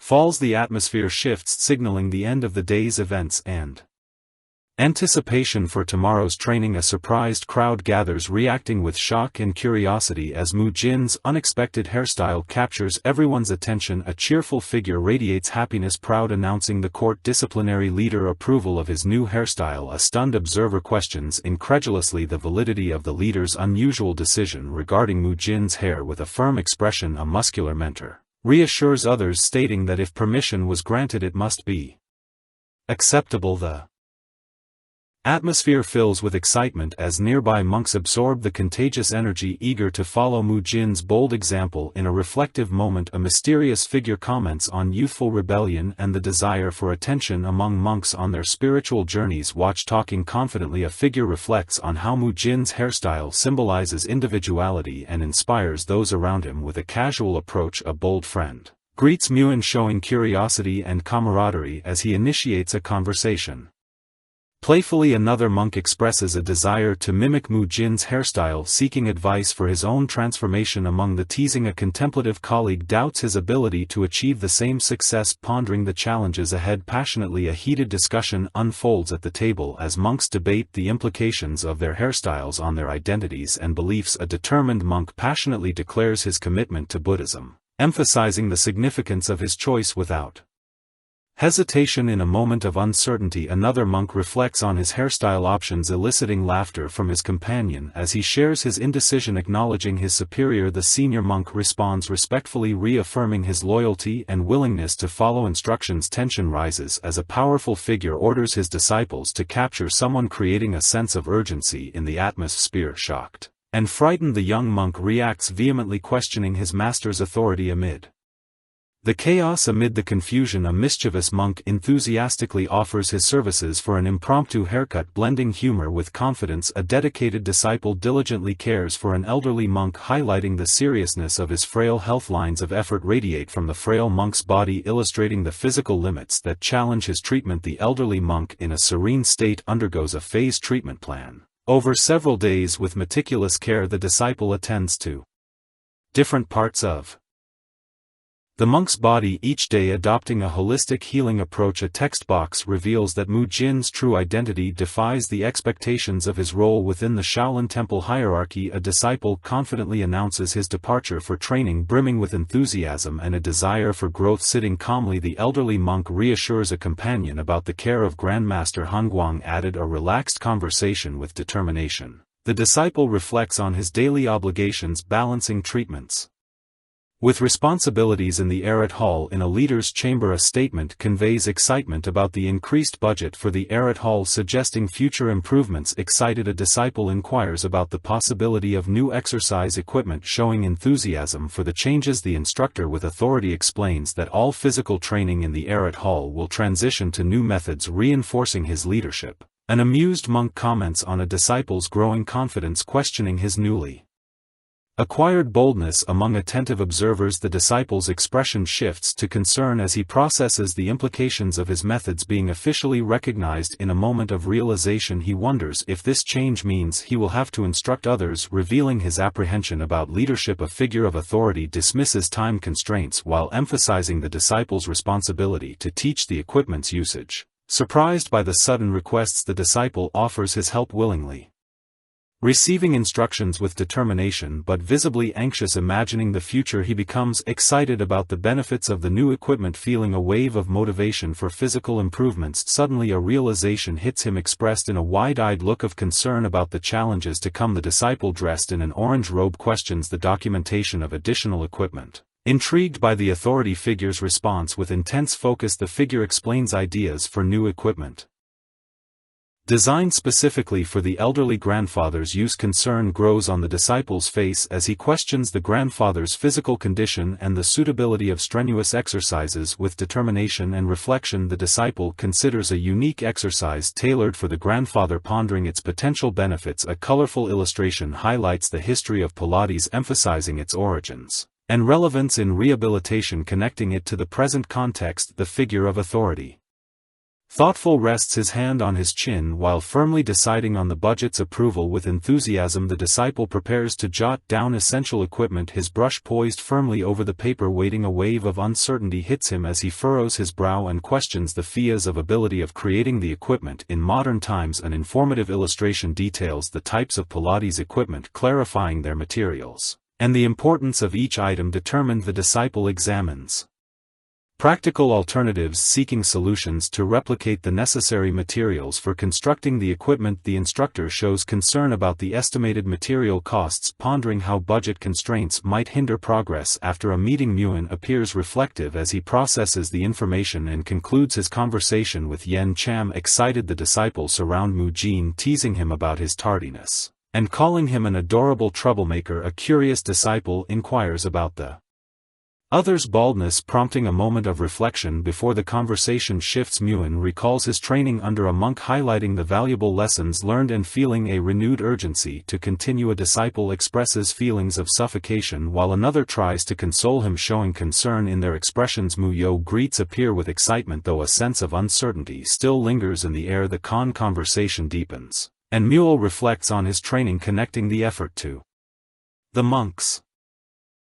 Sighs. A sudden revelation strikes him upon discovering that someone is searching for him, sparking his curiosity and apprehension. The older monk appears restless, clasping his hands anxiously as he expresses uncertainty about the situation. A thoughtful monk contemplates an urgent dilemma, his furrowed brow revealing the weight of responsibility. A mischievous disciple teases about an unexpected situation, his bright face masking the seriousness of the moment. The instructor reflects with concern on the challenges of teaching a particularly forgetful student, his frustration visible in his posture. The same disciple, now animated and determined, prepares for a task, understanding the importance of preserving a revered technique. Suddenly he is alerted by an unexpected sound, suggesting a change in events around him. A cheerful monk smiles enthusiastically while calling out to a colleague, his face lit up with pure joy. An experienced monk chuckles softly, shaking his head in amusement as he appreciates the young monk's contagious positivity, and the curious and excited monk dives into a conversation about martial arts, demonstrating his enthusiasm. With a bright smile he reveals his secret to success, crediting a mentor for his guidance, his eyes shining with gratitude. The older monk's expression shifts to surprise and concern as he realizes the depth of the young monk's training influences. A figure in a yellow robe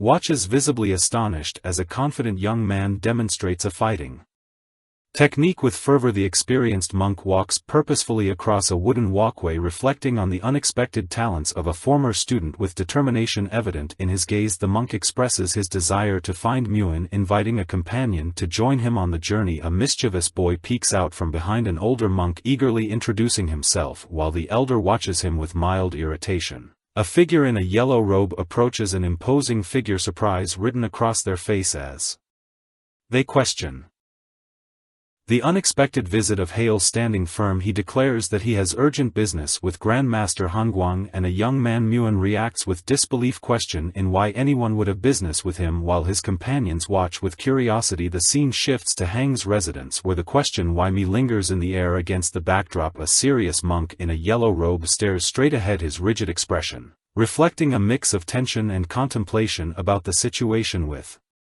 lightheartedness and discomfort, the young man greets Grandmaster Hang, while a cheerful child brings more life to the setting. The young man wonders why the monk is staring at him, feeling uneasy under the intensity of that gaze. A jovial elder warm welcomes the visitor, though a note of curiosity about the unexpected visit remains evident. However, the wise elder reveals that he wishes to discuss matters concerning Mu Jin, suggesting a deeper connection between them. In a low tone, he shares his difficulties in teaching a child, expressing hope that Mu Jin's past help might provide some clarity. With camaraderie and concern, the young man shares his own struggles in mastering the basics, seeking Mu Jin's guidance in return. But Muan becomes intrigued, questioning his grandfather's intentions with the child and the Shaolin Temple. With a confident smile, he recalls the friendly duels he shared with his childhood friend during their monk training days. Hearing the story, the energetic child enthusiastically confirms his understanding, seemingly oblivious to the playful nature of the question. The elder monk raises an incredulous eyebrow, contemplating the unusual idea of combining playfulness with serious training. A mix of confusion and surprise washes over the young man as he realizes the implications of the conversation about training. With that, the fight between Muan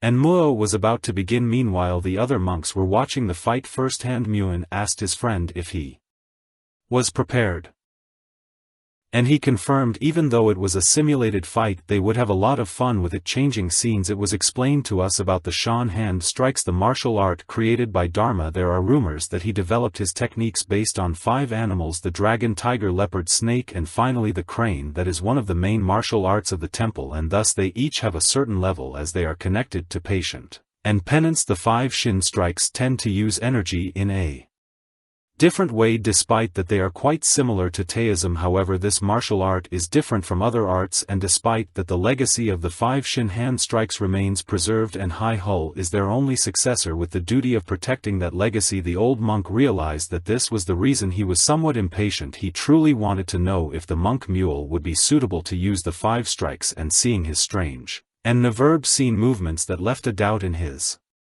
mind, Hagaol wondered if he had chosen the wrong disciple and thus would put an end to the legacy of the 5 strikes. Then they finally finished the simulated fight, and Muan said that it had been quite fun after a long time. Hanguang asked Hale to take Mu with him. Moreover, he also wanted Hull to teach them about the 5 strikes, and he explained that he would entrust Muan to him at that moment, which left them quite surprised. Hale tried to explain that the 5 strikes were different from other arts, but Hang asked him not to worry about that. With that, he called for Muji, and he explained the importance of outward appearance to the boy. A senior monk gently reminds the young man of the crucial importance of inner qualities over physical appearance. The young man's intense gaze and furrowed brow reflect his deep contemplation of the elder's words and their meaning. With a resolute expression, the young man prepares to follow Grandma's Hangang. Eager for the journey ahead, Muan strides confidently toward the training field, ready to face the challenges of the new day. With clenched fists and determination in his eyes, he focuses on mastering the ancient Shaolin technique of the 5 hand strikes. Excited Mu points out that this is the first joint training since mastering the muscle stretching techniques. With a thoughtful expression, the senior monk questions the decision to teach the new student, pondering the implications of this arrangement.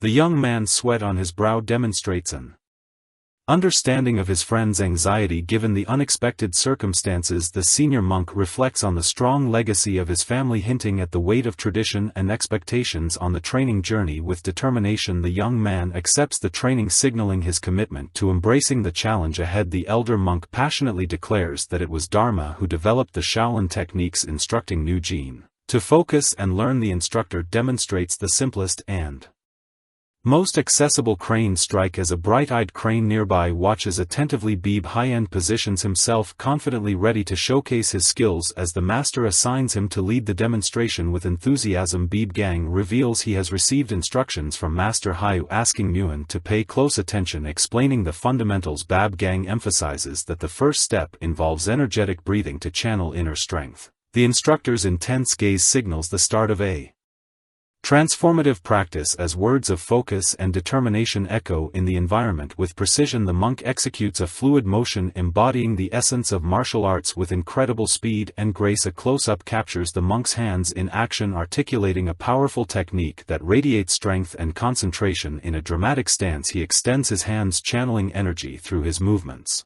and affirming his mastery of the form. Wide-eyed with admiration, the observer expresses his realization.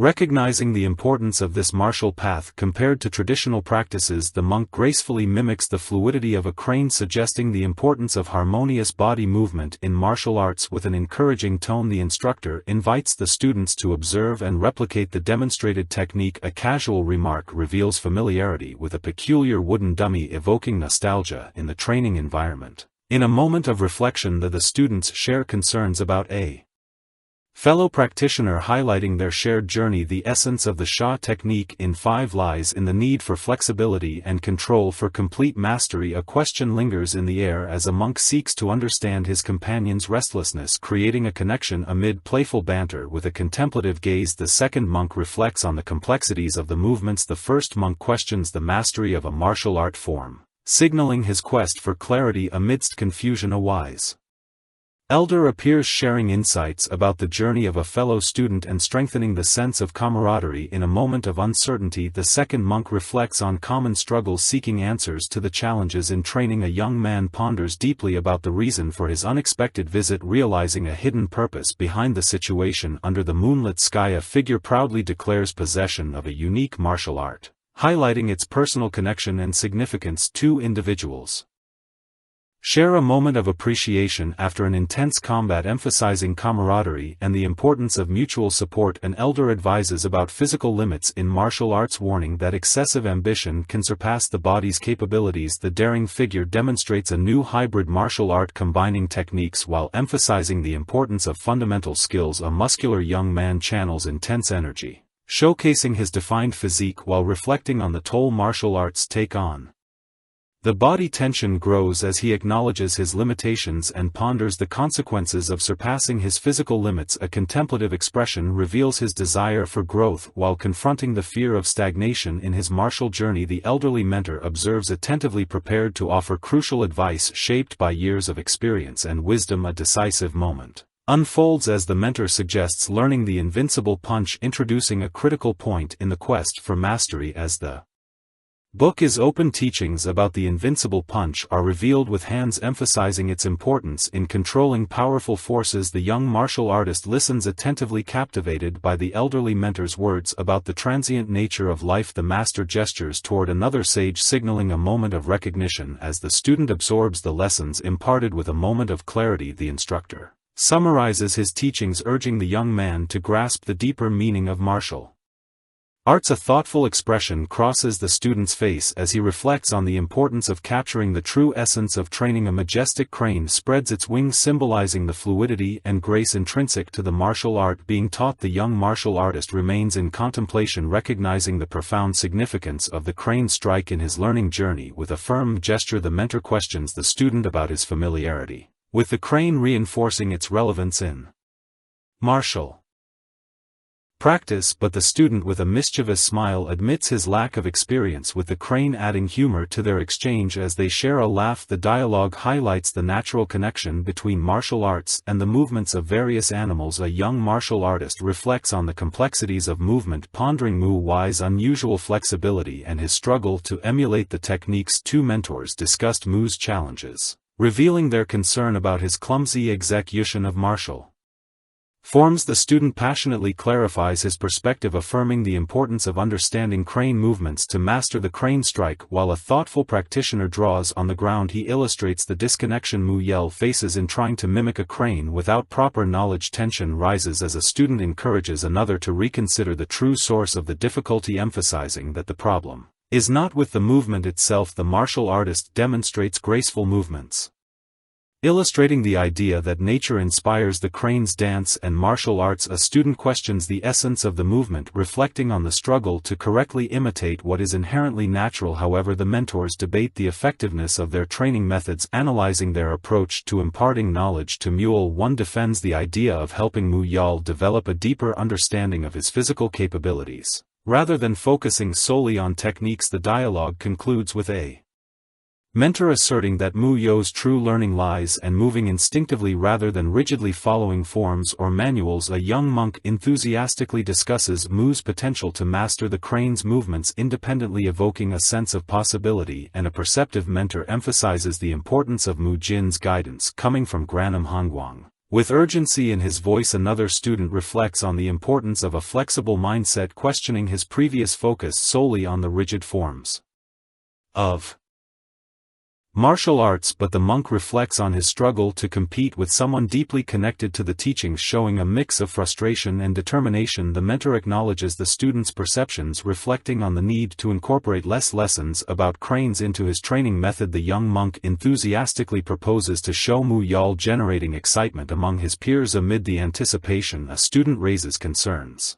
about how to capture a crane, reflecting a moment of doubt. A later scene reveals a determined student apologizing for his tardiness, demonstrating commitment to his training despite setback. Surprise and recognition occur as another monk greets Heel, hinting at their shared journey within the teachings. In a contemplative moment, Mule observes his surroundings, realizing is alone and questioning the absence of others. Anxiously, Mule calls out to his peers, asking if this is not a day for training. A playful monk confronts Muo with an intriguing object, testing his knowledge while keeping him in suspense. Peering cautiously from behind a wall, Muyo expresses curiosity about the mysterious object, fascinated by its peculiar warning. Excitement grows as a group of monks reveals a crane with a determined tone, their admiration resonating with contagious enthusiasm. Another monk begins to explain the unique Shin technique and emphasizing its connection to training and heritage. The monks energetically demonstrate the crane's movements, their synchronized steps reflecting training and precision. Mu Jin addresses another monk, signaling that today's focus will indeed be on training. The confusion dissipates with camaraderie, and two monks express urgency as they call for Mu, intention visible in their gestures. As they approach, the atmosphere becomes tense as two monks anxiously shout Mu Jin's name, their expressions suggesting growing concern. An enthusiastic monk points out something remarkable: his eyes is shining with fascination despite the uncertainty of others. Three monks proudly demonstrate the crane strike, their synchronized poses and expressions radiating enthusiasm and discipline. Mu Yal declares the superiority of the Shaolin five-hand techniques with contagious excitement and renewed determination in his eyes. The monks run toward their companions, discussing the recent crane capture animatedly, their palpable urgency reflected in their movements. A focused monk responds to a question, sweat dripping down his forehead as he ponders Mu's ability to keep pace by the water's edge. Mule attentively observes a crane, contemplating its grace. As he reflects on the training ahead, he confidently smiles at the crane, asserting the distinction of his technique compared to others. In the background, two monks animatedly discuss a student's ability to mimic the crane's movements, surprised by the unexpected results of his training. A monk playfully gestures, expressing excitement as he reflects on Mu Yal's agility and adaptability alongside the crane. The focused monk observes the crane's movements, recognizing Mule's unique ability to transcend typical human limitations. In a burst of energy, Muyo mimics the crane's dance, displaying fluidity and elegance as he connects with its movements. Mu Yal raises his arm, indicating his enthusiasm for the discussion, while his mentor watches thoughtfully. The master gently guides Mule, advising him to adjust his posture to improve technique. Incorporating patience and wisdom with a confident smile, a monk emphasizes the importance of fluid movement, highlighting its connection to traditional training methods. Mule smile, acknowledging the unique touch of Shin techniques inspired by the freedom of expression in martial arts. With determination shining in his eyes, he enthusiastically commits to following the teachings, ready to embrace the journey ahead. With a serious expression, he stands beside another, exchanging a meaningful glance, while a third monk observes them with a friendly attitude. The young man, dressed in Orange displays a confident posture expressing his intentions with an animated smile initiating a conversation with a mentor. The smiling monk reassures is the departing student suggesting his journey is reaching a natural conclusion filled with guidance and encouragement. The young man moves forward, gratitude evident on his face, acknowledging the lessons learned and the bond formed during training with an animated gesture. A monk responds enthusiastically, ready to greet the departing student and embrace the moment, yet he worries, questioning whether letting the student go is the right decision. With a confident smile, a monk reflects on the student's journey, affirming that foundational lessons transcend specific skills. The animated interaction between two monks highlights the realization that a student is ready for a new path in his training. As memories surface, he reflects on the challenge of integrating his martial arts with traditional practices into a unique style. Determined, he focuses intensely, understanding the importance of the corrections observed during his training driving him toward mastery. The martial artist performs a series of powerful techniques demonstrating fierce dedication to his training with a triumphant presence. With a determined expression, a young man reflects on his grandfather's teachings, emphasizing the importance of inner essence over mere appearance. As he walks with purpose, he contemplates the need for new strategies in his martial practice. Holding various training tools, discussing traditional techniques, he acknowledges the mythical models that inspire his discipline, connecting them to his own journey. Recognizing the challenges faced by others, he resolves to focus exclusively on his own path, setting aside external concerns. A martial artist dressed in yellow prepares to leave with determination, instructing his companion on the next steps. A moment of surprise occurs when two characters stare at each other, one displaying a mix of disbelief and curiosity about the unfolding events. In the dimly lit space, a young man reflects on his grandfather's prediction, contemplating the weight of the expectations placed upon him. Surrounded by wise figures, a martial artist recognizes the profound understanding of his mentor's intentions, pondering their deep meaning under the night sky. A group is mesmerized, whispering admiration for the remarkable presence of a legendary figure. Sitting at the table, he reflects on his grandfather's treatment. Surrounded by books and a sense of urgency, with clenched fists he wrestles with the possible consequences of a decision weighing heavily on his mind. With determination in his eyes, he concludes that special actions must be taken, marking a decisive point in his journey. Two sages converse, pondering the dedication of a healer while expressing concern about the Grandmaster's recovery. In the middle of the dialogue, one questions the other's earlier statement about the healer's progress, revealing underlying tension. A faced elder insists on the importance of punctuality, urging everyone to act swiftly. In a moment of silent contemplation, an exhausted figure seems to wrestle with internal conflicts while focusing on a crucial task. Worried, a protagonist questions a friend's urgency, hinting at the weight of unspoken concerns. In dialogue, a young man reassures an elder, promising to finish his tasks before joining him. Surprise overtakes the elder's face, revealing a moment of shock that underscores the gravity of the ongoing situation. The elder, frail but attentive, expresses concern about his physical condition, questioning if the pain has moved to his back. However, the young man dressed in orange reacts surprised and protective, responding to the elder's worries with extreme caution. An abbot observes closely, asking about the elder's ability to move, revealing his concern for his well-being. The elder's face transforms with alarm, highlighting the risks of any exertion and underscoring his vulnerability. The narrative takes a darker tone, reflecting on the elder's weakened state, where even simple movements become exhausting. With furrowed brows, the elder questions the effectiveness of treatments, forcing others to justify their actions. A hopeful young monk reassures the elder, affirming that progress can already be seen thanks to collective efforts. While the group debates, a serious expression crosses the abbot's face, reflecting his skepticism about unconventional methods. The young man remains resolute, determined to seek clarifications about the treatment from a reliable source. As soon as they reach their destination, tension rises as the young monk grapples with mixed feelings, noting the fluctuating confidence of the older monks. Amid the observations, the young man highlights the importance of the next phase, emphasizing its critical role in progress. With dedicated attention, he assists the frail figure,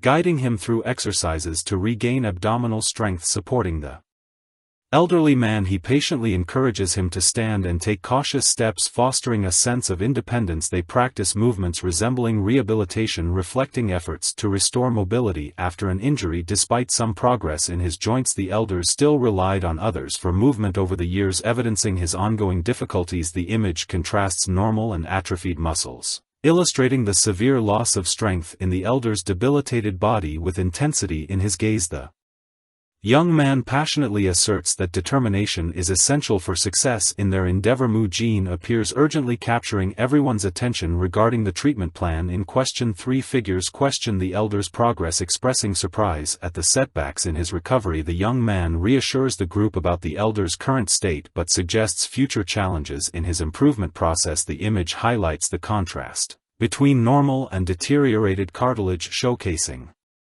the effects of aging on the joints with a focused expression. Hanguang reflects concern as he explains the risks of rebuilding muscles in such a fragile state. Two elders engage in a serious discussion, questioning a proposed solution while demonstrating skepticism. The young man encourages open dialogue, recognizing the progress made and reinforcing continued confidence in their efforts. With a determined look, he emphasizes the importance of sharing potential solutions without hesitation or doubt. His furrowed brow conveys urgency as he insists that the elder should consume meat. Mu-jin firmly advocates for the idea of consuming meat while hooded figures listen attentively. Three elders exchange skeptical glances, debating the relevance of meat consumption for muscle growth in the present day. Thoughtfully posed, an individual mentions research arguing that vegetables and exercise can meet nutritional needs. A diagram illustrates the differences between plant and animal proteins, highlighting unique benefits for the human body. An elder with a weird posture reflects on the need for nutrient-rich meat-based proteins due to his advanced age. The austere figure firmly asserts the prestige of the Shaolin Temple, declaring that the consumption of meat is forbidden within its sacred walls. Two robust monks express indignation, their faces contorted with anger as they challenge any mention of meat in the temple. The young man, anxious and overwhelmed, holds his head in despair as he realizes the repercussions of the debate over meat. The elder emphatically questions muscle growth, challenging the young man's beliefs about the necessity of meat for physical strength. He hesitates, his brow furrowed in confusion as he stammers about past actions related to meat consumption. Frustration dominates his expression as he grapples with the implications of his dietary choices. Amid growing tension, with determination in his posture, he expresses the urgency of his situation, seeking understanding while standing his ground. A monk listens intently, his expression showing concern as the debate delves into the complexities of dietary restrictions. The young man questions whether the prescribed penance harms the body, challenging core Buddhist beliefs, but a man with an austere expression recalls a painful past as he pleads for wisdom from a figure in a portrait. Frustration strengthens his voice as he questions the morality of actions that contradict a fundamental ethical principle. A close-up reveals a face contorted with anger, highlighting the intensity of his internal emotional turmoil. A's eyes widen and in shock as a powerful figure confronts him, the tension palpable in the surrounding air. Fury dominates the scene as one person challenges another's authority, underscoring a clash of conflict ideologies. In a heated exchange, a commanding figure warns another, the tension suggesting a conflict on the brink of eruption. The elderly monk extends his hand, attempting to cow a companion while despair and worry mark their expression. Surprise spreads among the onlookers as a monk questions the unusual display of power. During the intense moment, a contemplative dialogue emerges as an elder reflects on recent events, pondering the weight of their implications. Intrigue permeates the atmosphere as a monk questions an unusual dietary belief, seeking clarity amid uncertainty. The determined figure expresses his thoughts, gesturing animatedly as frustration and urgency shine through. With a furrowed brow and a fervent tone, he poses a thought-provoking question about the nature of existence and the idea of reincarnation. The scene shifts to a serene landscape where a man walks among animals, illustrating the cycle of life through earth, rain, and rebirth. A philosophical dialogue unfolds as a figure compares the innate qualities of humans and animals, exploring the essence of life and morality with a passionate demeanor. The same monk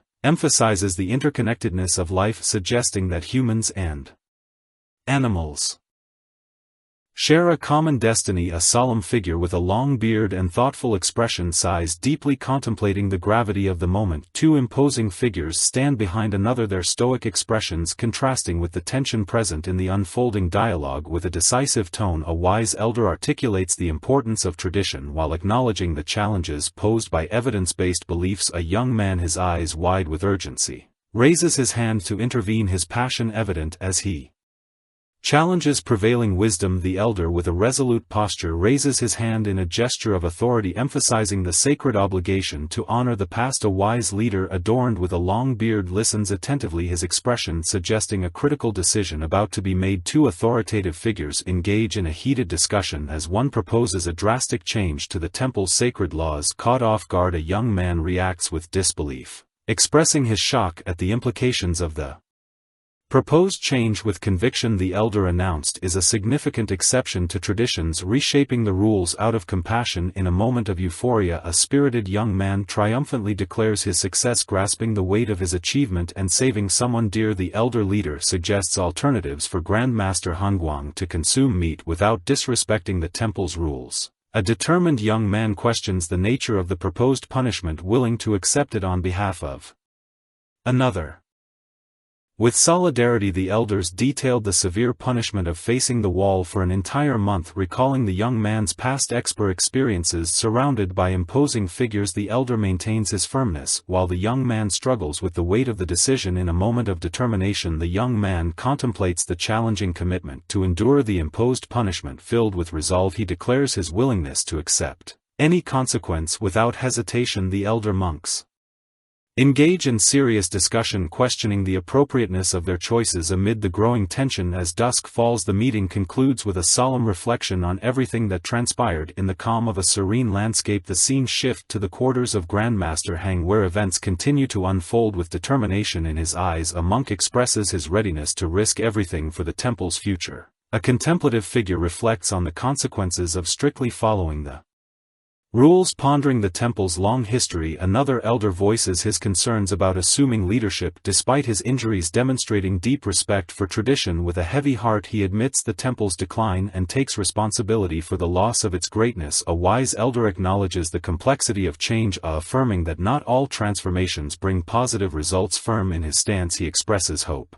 that Muin, the chosen successor, will bring beneficial advancements to the temple's future. The elder reiterates his desire to maintain confidence in Mujin, emphasizing his faith in future leadership. The abbot invites Muin to the hall, marking a moment of welcome and anticipation. An observer reflects on Hang's instinctive reaction to Mujin's arrival, with food suggesting a deeper significance. The focus shifts to the bountiful meal, where the meat symbolizes his abundance and change. Surprised by the rare ingredient in the porridge, Hanguang reveals how long it has been since he tasted such sustenance, highlighting the weight of tradition. Hang's acceptance of his fate is evident as he contemplates the path ahead with a solemn expression. After a heartfelt prayer, the elder feels the significant impact of tasting meat for the first time, symbolizing a pivotal moment. Muin diligently guides Biab Gang through the treatment process, representing commitment and trust in healing. Biab Gang successfully absorbs Mujin's teachings, demonstrating his dedication to mastering the skills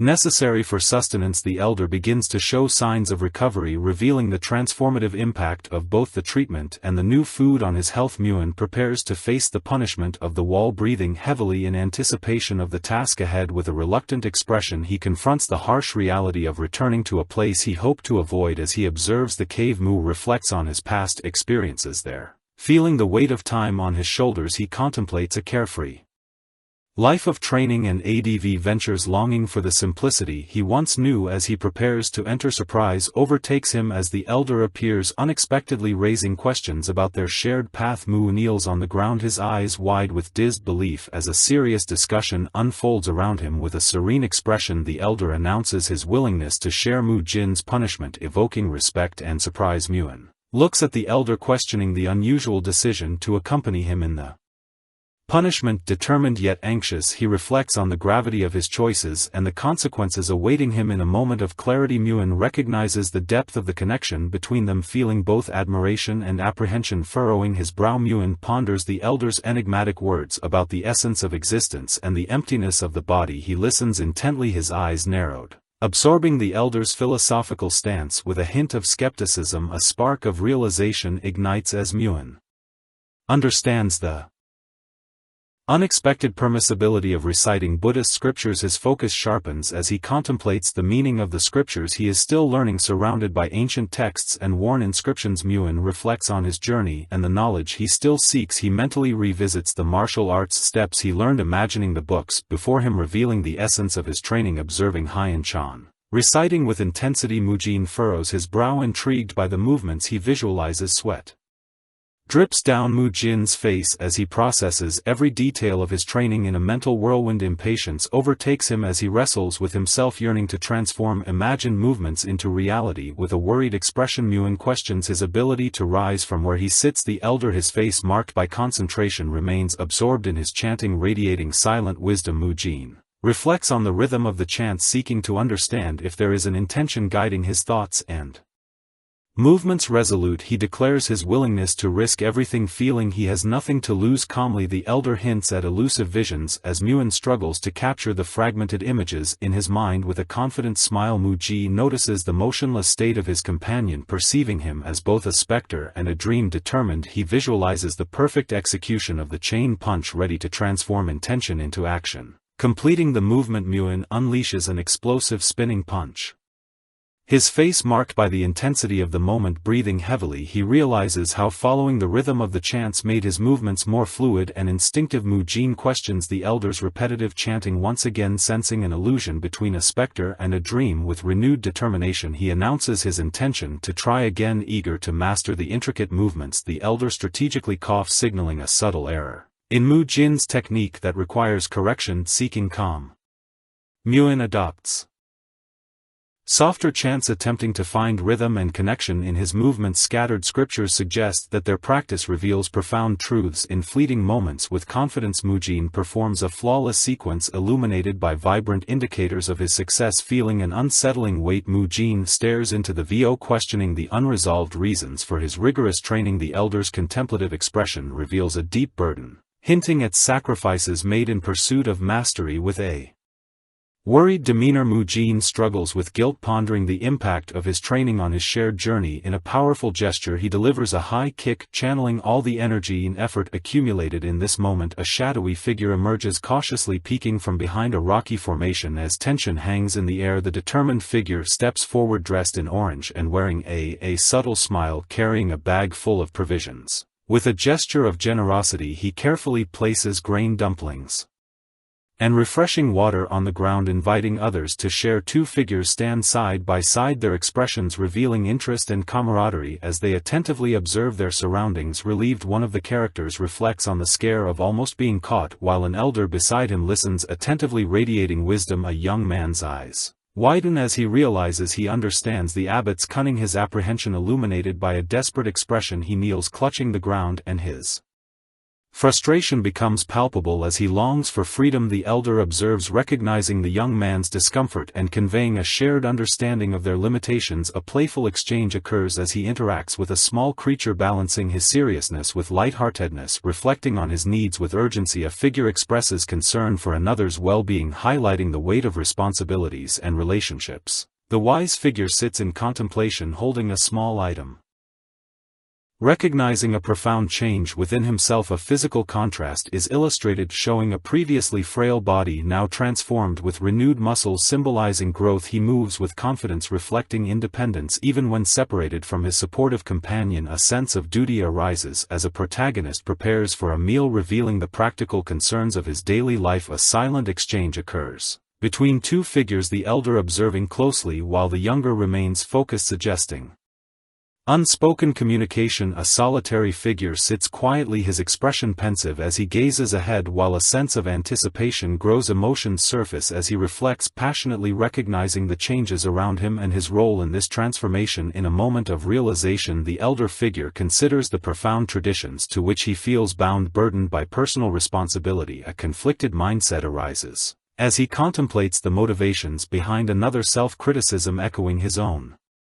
Struggles with newfound clarity. He connects deeply with another's journey, understanding that their paths are intertwined in a meaningful way. A solitary figure stands with a heavy heart, reflecting on the consequences of past choices. As the scenery stretches behind him, surrounded by wise elders, he listens as they emphasize the importance of intentions over mere appearances, a lesson deeply rooted in their teachings. With a sense of vulnerability, he acknowledges his own limitations, once relying entirely on the support of others to face hardships. In a moment of introspection, he questions the sacrifices made in the name of tradition, feeling the weight of collective suffering experienced by his community. Recalling a moment of defeat, he reflects on his loss of strength and identity, feeling crushed by the burdens imposed by fate and conflict. A battered, bloody figure reassures worried friends, attempting to hide the deep pain and vulnerability he feels. Haunted by his inner turmoil, he erupts in anguish, breaking the illusion of strength he once upheld. Reflecting in solitude, he ponders his mastery of martial arts and sacred texts, nurturing a glimmer of pride amid his struggles. Yet bitterness consumes him, weighing on him as he acknowledges his fragmented spirit and the lost potential for growth. In the rain, an elder looks up with understanding, recognizing his stubbornness while embracing newfound clarity amid the storm. A solitary figure stands at the edge of a cliff, drenched by the rain, pondering the intangible essence of existence in his mind. An elderly master, deep in meditation, conveys wisdom through serene expressions, exploring the nature of perception and consciousness. Three distinct forms representing different stages of enlightenment highlight the journey of self-discovery and transformation. Under the glow of realization, bathed in ethereal light, the central figure declares his enlightenment, representing a profound culmination of spiritual growth and understanding. His hands move skillfully, intertwining with vibrant energies pulsating through space, reflecting a chaotic struggle for understanding and mastery. A solitary figure in a yellow robe walks purposefully through the rain, absorbed in contemplation. Under traditional architecture, an elder with wide eyes processes an unexpected surge of energy, signaling a moment of deep understanding. A sudden explosion of water erupts violently, marking a critical shift in the atmosphere and drawing attention to the unfolding events. The elder quickly adopts a combat stance, grappling with the unknown energy that disrupts the serene surroundings. Meanwhile, a mysterious glow emanates from the edge of a cliff, hinting at powerful forces awaiting discovery. Capturing the observer's imagination, a figure in a yellow robe executes a powerful movement, releasing energy that ripples through the rain-saturated air. The elder's face contorts in shock, beads of sweat reflecting a moment of panic and realization. As he confronts the turbulence, he looks up, overwhelmed by the radiant explosion of energy emerging from the mountain. Disbelief etched on his face. Surrounded by a blinding light, he enters a meditative state, drawing strength from the energy enveloping him. The spectators react with awe and fear as a lightning strike illuminates the sky, emphasizing the chaotic energy above. A monk, visibly stunned, points out that the rain has ceased, while another excitedly gestures toward the radiant light above. The group realizes the powerful energy emanating from the mountain belongs to Grandmaster Wang. The second monk describes the dazzling energy as both overwhelming and benevolent, filling their hearts with warmth and reverence. Several monks chant in unison, acknowledging that the Great Master has reached a profound state of enlightenment. One monk kneels in awe, pleading with the Great Master, his expression a mix of admiration and anticipation. An ethereal figure, shrouded in radiant light, floats gracefully, hands joined in prayer, embodying enlightenment. The Great Master's closed eyes indicate deep reflection, his serene expression suggesting inner peace. At this, a monk, shocked, looks up, his furrowed brows and wide eyes reflecting disbelief and urgency. Another monk, sweat on his brow, urgently asks a question, skepticism written on his face as he seeks clarity. However, the Great Master, with a wise demeanor, reveals his ongoing journey, emphasizing unresolved matters tied to a mysterious figure. A group of monks, hands joined in prayer, turns to the Great Master, their expressions of concern spreading among them. The visibly anxious monk hesitates as he reveals he has been waiting for the abbot's return for 18 days. A figure with piercing red eyes expresses clear discontent, their intensity signaling an underlying conflict brewing beneath the surface. The authoritarian leader stands rigidly, his palpable anger commanding the attention of his followers. In the distance, a monk runs toward a cave, driven by a sense of urgency as shadows Close in, the monk in yellow, visibly distressed, urgently identifies the abbot, while another stands hesitantly, anticipation evident in his posture. The elderly monk, with a solemn expression, observes the 10 days of punishment remaining, his face a mix of worry and authority, yet the stern leader with a firm gaze boldly announces an order for both to return, emphasizing the gravity of the situation. A younger monk questions the authority of the punishment, assertively challenging the obstacles in his path. Beads of sweat form on faces as an urgent decree from the great master heightens the tension, leaving everyone in shock and disbelief. A stunned monk stammers about the end of the punishment, looking at another seated figure, expressing disbelief. Lo, at the order, a distant call resonates as a figure in the sky mocks someone, questioning the current situation. Their laughter echoing. The elderly monk, with a wise smile, reassures another, explaining his food choice in a light tone, highlighting its benefits. However, the initially stern monk raises a question, probing the motivations behind the rules and evaluating the idea of physical strength for spiritual purposes. 3 monks approach, and one hesitant voices disapproval of the food, while the laughter continues, weaving through the dialogue. The anxious Mon contemplates the implications of being locked away, his sweaty brow reflecting his worry. As the door opens, a companion enthusiastically announces Mu Jin's arrival, inviting both him and the abbot inside. Concerned, he expresses relief, noting his perceived urgency, and gestures toward the abbot, who appears confused. The group prepares to enter, and a monk casually wonders about the positive atmosphere seemingly surrounding them. Suddenly, both the abbot and a young monk react, alarmed, caught off guard by an unexpected and disconcerting. A jovial figure delights in the abundance of food before him, exclaiming his joy for such earthly pleasures. An elderly monk nods in understanding, gesturing to the meal, while another observes with cautious skepticism. The young monk is shocked, recognizing the figure behind him, his voice filled with disbelief and confusion. In a moment of panic, he raises his hands to his head, questioning the surreal scene unfolding around him. With confidence, the elder proclaims his intentions, smiling as he reassures others with a positive gesture. A perplexed moment turns to his companion, expressing confusion about the unexpected presence of the head of the disciplinary court. The elderly master gestures, proudly showcasing his impressive physique while casually addressing the effects of his recent activities. With a wise smile, the master explains the actions of 2 monks, reassuring everyone with his careful reasoning. A conversation begins as one monk expresses a desire to leave, while another observes, surprised and concerned by his departure. In a moment of sincere reflection, the younger monk narrates the turmoil of a monk torn between spiritual aspirations and earthly desires. An enthusiastic monk smiles as he shares that he has brought the requested equipment, sparking excitement in the conversation. With determination in his voice, the monk confirms the new strength training opportunity, providing a sense of purpose and direction. A group of monks engages in strength training, highlighting the unexpected evolution of traditions within the temple environment. The monk expresses his intention to teach others how to use the new equipment, confidently revealing his leadership plans. Reflecting on past experiences, another monk finds joy in physical labor, emphasizing the connection between effort and personal growth. A young monk questions how to use the new equipment, furrowing his brow, revealing his curiosity and desire to learn. Another monk, arms crossed and serious, wonders about the whereabouts of his friend. His companion emphasizes that Mu Qiang is not with him, exchanging a light-hearted joke. He jokes about another's recent difficulties, illustrating the playful exchanges within the group. With enthusiasm, a monk engages with a colleague, suggesting the possibility of innovative training and collaboration using the new equipment. In a moment of clarity, a simple wheel is identified as a rubber tire, showing the blend of tradition and modernity in training tools. A mischievous monk enthusiastically explains how to use the exercise equipment, capturing the attention and excitement of his companions, demonstrating precision. Another monk shows how to build the structure, meticulously detailing the materials required for their efforts. Meanwhile, a third monk struggles to lift, furrowing his brow with determination as a companion watches with curiosity. With animated gestures, the smiling monk illustrates the technique of flipping a large tire, exuding energy and confidence throughout the process. Sharing his knowledge, he emphasizes the benefits of the training, encouraging his friends to adopt a holistic approach to their routines. The fit monk playfully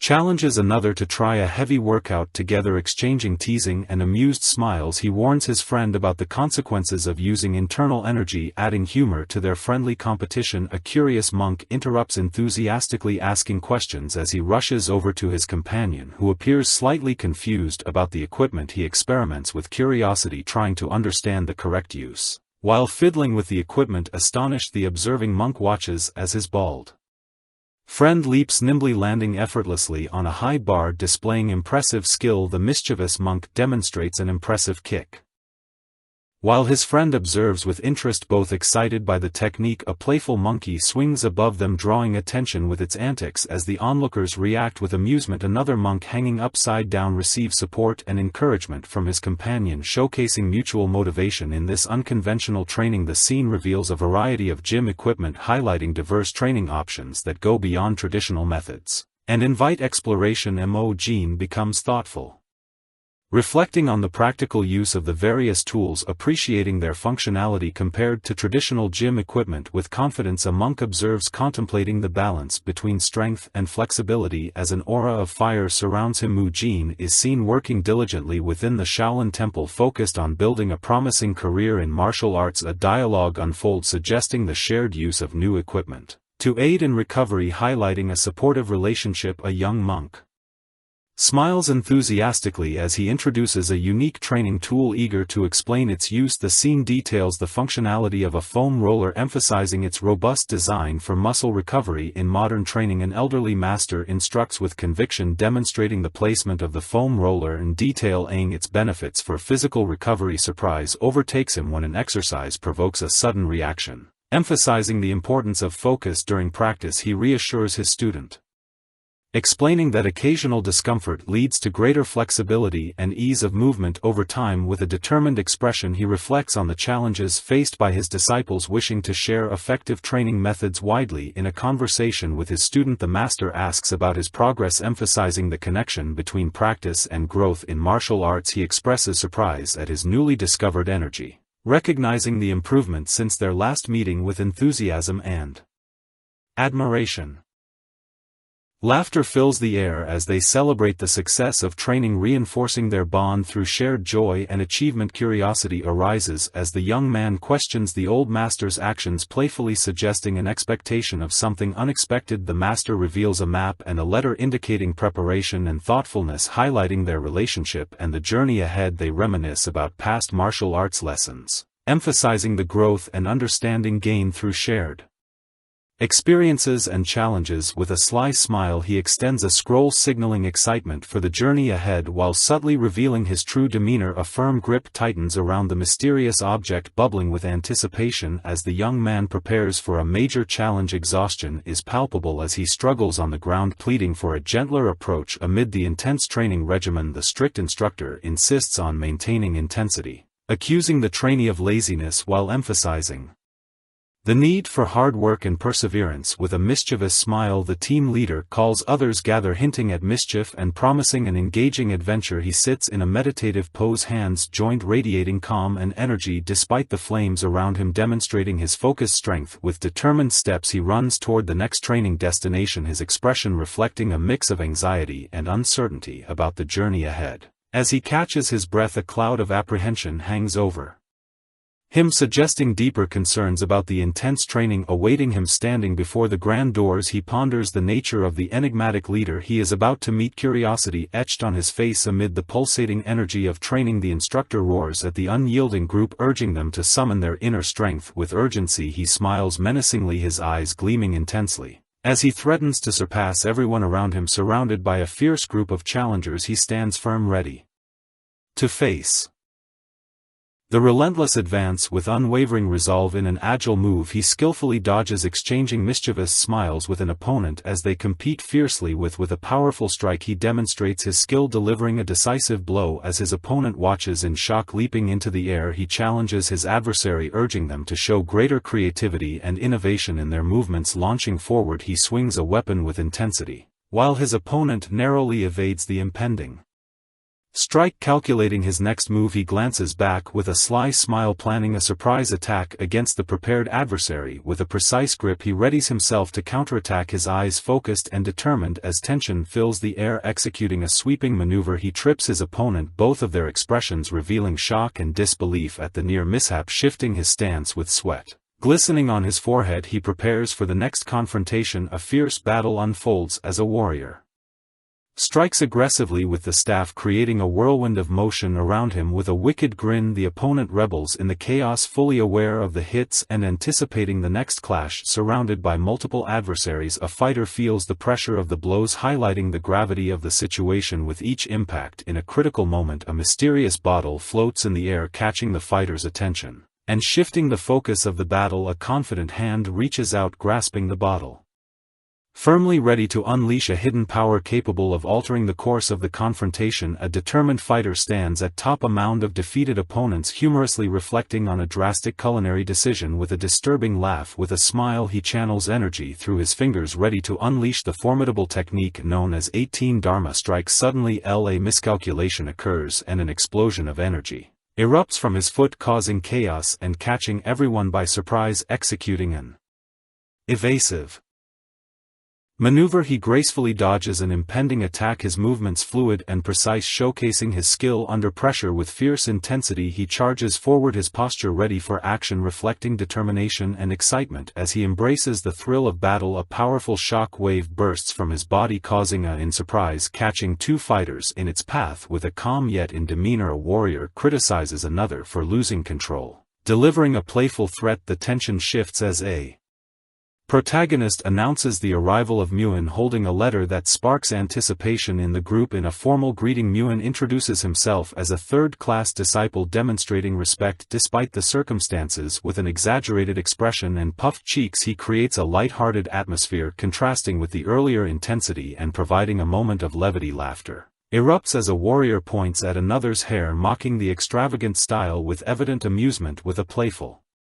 tone a fighter questions the authority of the disciple's court over his flashy hairstyle, which draws attention, handing over a letter and individual references past training while raising an eyebrow, curious about its contents. In a moment of honesty the protagonist admits not understanding the true meaning of the letter, leaving the tension in the air. With a charismatic smile the trainer reveals his opportunity to guide someone, playfully challenging them to consider his unique methods and embarrass protagonist gestures toward his comrade, timidly asking for clarification, while another observes with skepticism. With a broad smile and an animated stance the instructor enthusiastically describes the fundamentals of a combat technique. The imposing figure cloaked in shadows raises his fist, proudly proclaiming the purpose of his team. As the shadows surround him he warns of the dangers posed by malicious adversaries, urging vigilance. With an intense gaze he gives a stern reminder that failing to heed his warnings could lead to serious consequences. With a determined expression the protag raises his hand, promising to embrace the training enthusiastically despite the tension in the air. With an anxious expression a second figure dismisses further conversation and invites the first to take action. Immediately surprised and embarrassed the protagonist raises his voice, questioning the abruptness of the challenge issued to him. Confident the challenger